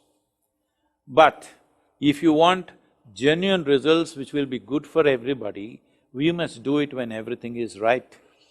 But when everything is little comfortable, nobody does anything. When something horrible happens, then we will get angry and propel ourselves into action. Right now, this propelling yourself into action with anger, how long will you keep it up? You cannot keep it up forever. Keep it up long. Yeah, you get tired. Yes. If you keep it up forever, you will destroy yourself and you will destroy everything around yourself. So, anger is become valuable because most people are so lethargic in their responses. Once in a way when they get angry, they feel empowered and seem to be doing right things once in a way. You must be doing those right things all your life, then by the end of your life, everything might not have changed, but you would have made a difference. That's the way the world works. So man. So if people are lethargic and comfortable a lot of the times, and they're unwilling to choose love and act with love to make a change, how do we get people to wake up when things are calmer so that they can act with love and get the change and the results they want? See, today, this whole movement, what you're seeing as inner engineering, is a movement from religion to responsibility, in a way. Essentially what I mean is, religion means people are thinking responsibility is somewhere up there. Where is that up? Nobody knows, all right? You just have to believe where is that up. But now you are sitting in California, I'm here in Tamil Nadu. If I look up, I'm looking up in one direction. If you look up, you are looking up in another direction. So my up is different, your up is different, and by tomorrow morning again my up will be yours, your up will be mine. It'll be a big confusion. The damn planet is spinning and it's round. Which way is up? Does anybody know which way is up in this universe? Is it marked somewhere in the cosmos, this side up? There is no such thing. So, responsibility is up there. No, it must come here. we must understand, if we want to live in a wonderful world, it's only us and us and us who can make this happen. No other force from anywhere is going to make this happen. Unless we realize and transform ourselves from religion to responsibility, that it's here. What this whole thing has come up is, see, because we have no explanation for creation. Before you and me came, so much creation has happened. Who did it? A simplistic, childish understanding of this is, a big man must have done it. So he is somewhere up there. Because you can't see him here, he must be up there. Now, of course, women are claiming, why not it be a woman? In India, we sorted these problems out. We have man gods, we have woman gods, we have snake god, we have cow god, we have elephant god, we have every kind, crawling ones, creeping ones, flying ones, because we foresaw all the future problems that may happen. You don't know who will claim what tomorrow, so we said everything is God. So what I'm saying is, our idea of God has essentially come because we have no explanation for creation. How did all this happen? Such a complex, fantastic stuff. Who did it? Because we are human, we think it must be a big human being. Suppose you and me were buffaloes having conversation right now. We would definitely think God is a huge buffalo, isn't it? Nobody could argue with us about that. We would definitely say he's a huge buffalo, because that would be our imagination. Right now, this is our imagination, it's fine. If you are using it to settle a few things, if you are using it as a way of a psychological process, fine. But solace is one thing, solutions for life is a different thing. So one first thing that we must decide is, those who are in extreme states of poverty, war, other kinds of misery imposed upon them, only for them you must give solace. Rest of us who have eaten our breakfast today morning or dinner, we should talk about solution, not solace. Solace is just a psychological process to settle something within you. But why? People who have eaten well, people who are healthy, people who have a life to live, why are they psychological problem? They should not have any psychological problem, that's all I'm saying. I know this will be very cruel for a lot of people, but they better get it because life is brief. If they don't get it now and they think being psychologically disturbed is normal, they will spend their life like this. It is not normal. To be healthy is normal. To be balanced is normal. To be joyful is normal. Look at yourself when you were 5 years of age. Were you miserable or joyful? And somebody had to make you take the joy out of you by poking you with something, otherwise joy wouldn't go, you would be bouncing all over the place, isn't it? Correct. Today somebody has to make you happy, somebody has to work hard to make you happy.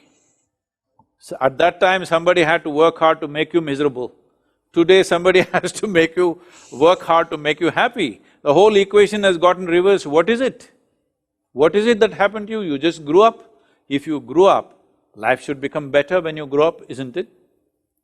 All other life, you see a little plant, when it grows up into a tree, does it become better or worse? Becomes better. It becomes better. Everything becomes better. Only human beings are saying, oh, childhood was so fantastic, my adulthood is misery. Why? This must be the best time. Your old age must be the most fantastic time. But what I'm hearing you say is we've allowed our inner engineering to be broken. And we allow it to stay broken with our thoughts and our emotions and our feelings, and we don't take care of it. See, as a society, as a culture, as a generation of people, we have not given enough significance to the life that we are. Our whole business, you ask any child today, he knows where that galaxy Z163 is, all right, because he's seen it on the phone screen. But he doesn't know a damn thing about himself. You do not know the fundamental mechanics of how you function. For example, let me put this in a very simple way. Right now, I will give you a simple exercise. Next 10 seconds, you should not think about a monkey. Do not think about a monkey. Do not think about a monkey, that's what I'm saying. Only monkeys, isn't it? So to this mind, this is the nature of your mind. If you say, do not something, only that will happen, that's the nature of your mind. To this mind, somebody told you what is good, what is bad. Do not think about bad things. Well, that's a full-time job. I'm saying, you have not understood the simple, most fundamental mechanics of human mind. This doesn't need any enlightenment. If anybody sits with 2 minutes eyes closed, they will realize that in this mind there is no subtraction and division, there's only addition and multiplication. Whatever you try to do, only more will happen. There are no brakes on it, all three pedals are throttle.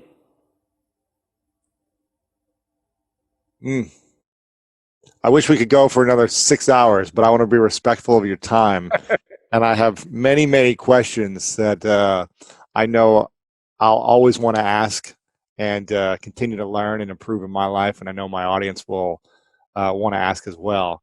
But I want to be respectful of time and finish with a few questions.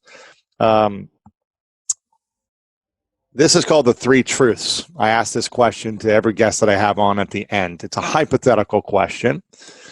So I didn't hear the three what? The three truths. Oh, three truths. A truth. It's a hypothetical question. But there's only one, huh? Well, okay, perfect. Well, here's the question, and you can share with yours if it's one or three. Imagine you have lived your life fully, and you've gone off to do everything you want to do. You've lived many more years, but eventually you must go. Your body must go. And for whatever reason, Sadhguru, you have to take all of your teachings, your books, your videos, this interview with you when you pass, for whatever reason, hypothetical. And you get to, before you go, write down 3 things you know to be true about all of your life experience, about lessons, about what you'd want to share with the world that we would all have access to. And this is all we would have access to from your wisdom. What would you say are those 3 things for you? And maybe it's only one thing, but what would you say are your 3 truths? Well, I'm anyway planning to do that. What you said, take all the books and videos and everything. Because all the idiots around me, if they don't get the point when I'm alive, they're not going to get it after I'm gone. Oh, there you go. So, books and videos are only inspirational. That will never convey truth. It will only inspire them to seek. So that seeking, I clearly know that I have instilled in millions of people. That seeking will live on. It doesn't take books and videos and stuff. It'll anyway live on because the seeking is not about me. The seeking is the fundamental nature of every human being. The fundamental intelligence within the human being essentially seeks. So the seeking is destroyed by making them believe something all the time along the way, this is right, that is wrong, that is God, this is devil, like this, beliefs and beliefs and beliefs, and you block the seeking. So my whole work has been to unblock those blocks so that people become seekers. So if they have become seekers, they will anyway continue to seek. If they haven't, well, all the best for them, what can I do? Okay. So is that one truth then? Become a seeker? No, we can explore all the other two also. Okay. Perfect. Different doors to the same building. Different doors to the same building. Got it. I want to encourage everyone to get inner engineering, because as I'm going through right now, I'm really enjoying the philosophy that you're sharing with everyone. Where can we go to get access to this and follow you on social media? I've got a couple questions left for you, but I want to make sure everyone goes and gets access to this, because it's a way for them to continue. One thing is, right now, if you are a frontline worker working for the COVID virus, then it's offered free to everybody. Otherwise, it's offered at half price because of the virus situation, so millions of people are making use of it. They should go to innerengineering.com, is it? Innerengineering.com? Innerengineering.com. Yeah. In United States, that's where it is. So it's available there, and they should go through it as quickly as possible. They shouldn't spread it. Let's say 7 days, within 15 days, if they go through it, it's most impactful. Now in the next few days, we are adding an extra bonus, extra day, 8 days, eighth session, which will come on day 4 or something. where we're teaching some practices mainly to enhance the immunity of the system. Considering these times, right now we can't be locked down forever. The only way for us to get back, we don't know a damn thing about this virus. I have been looking at every scientific studies, every day 128 new papers are being released, scientific papers. That means we don't know anything. Every day little they're learning. So, if you look at it, we don't have a clear statement, this is the nature of this virus, this is what it can do, nobody has said that.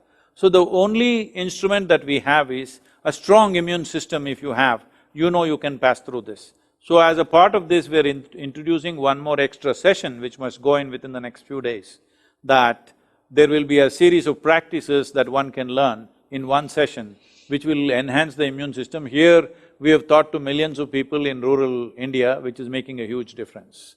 Yeah, that's powerful. Yeah, I encourage everyone to go get that, and we'll have it linked up on the show notes and everything as well.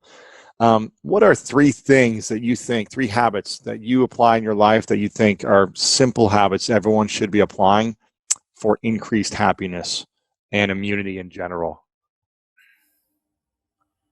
Oh, these are two things, happiness and immune. Some people are immune to happiness. I feel like if you have more happiness, your immune system would be increased as well, so. Definitely, if one is exuberant, all systems, including the immune system, will function better. Because we should not understand happiness and joy as just a certain type of emotion. Essentially, when your life energies are exuberant, it will naturally bubble out. You don't have to try to be happy, you don't have to try to be joyful, this will naturally happen. When your energies are exuberant and effervescent, naturally your immune system will work well. So those two things are different, but considering the times, I think I should say a few words on the immune system. There are a few simple things that you can do. In India, we have so many herbs and other things in a tropical land that we are using very effectively. I must tell you this, where we are right now, we are near in the western part of Tamil Nadu. Where you went is the eastern part near the coast. This is the western part of Tamil Nadu.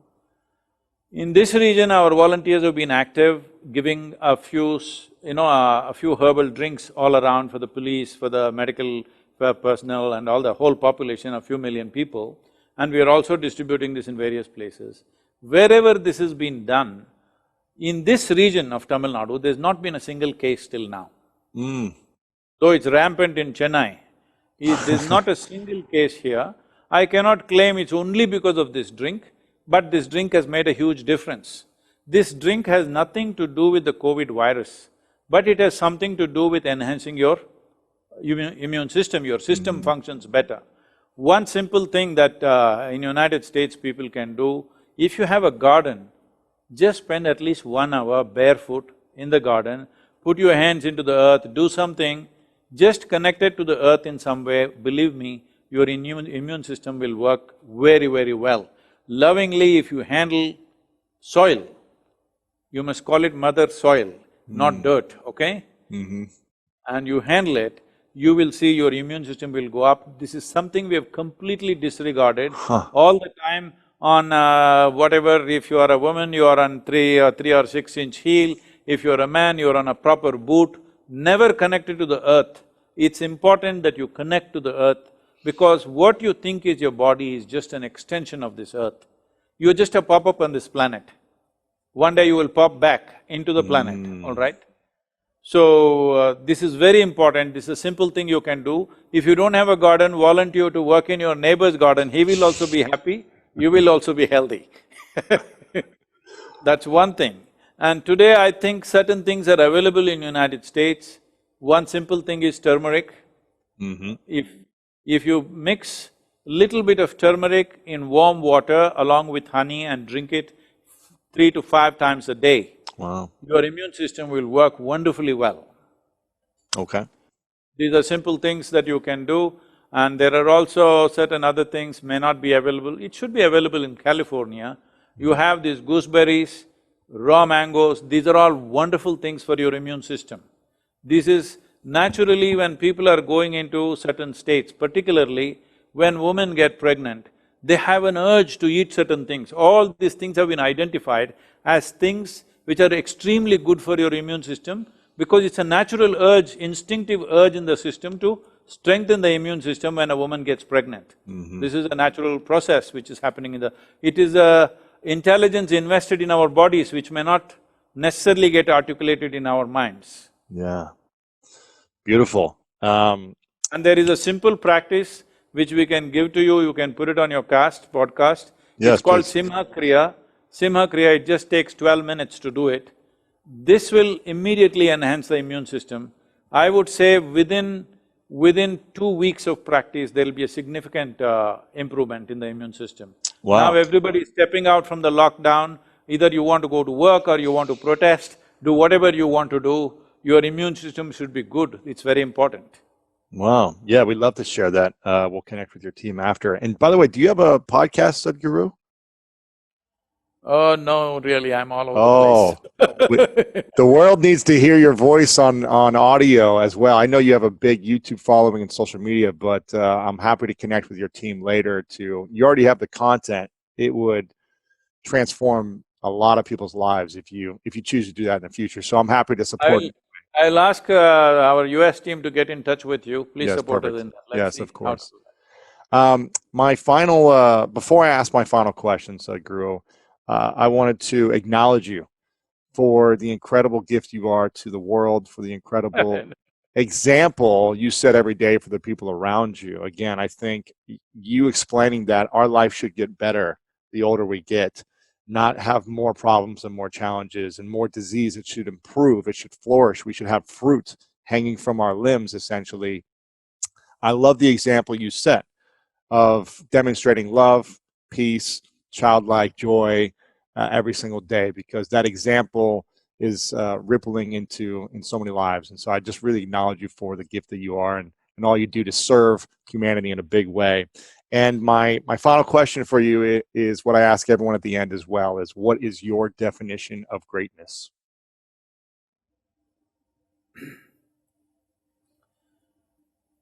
See,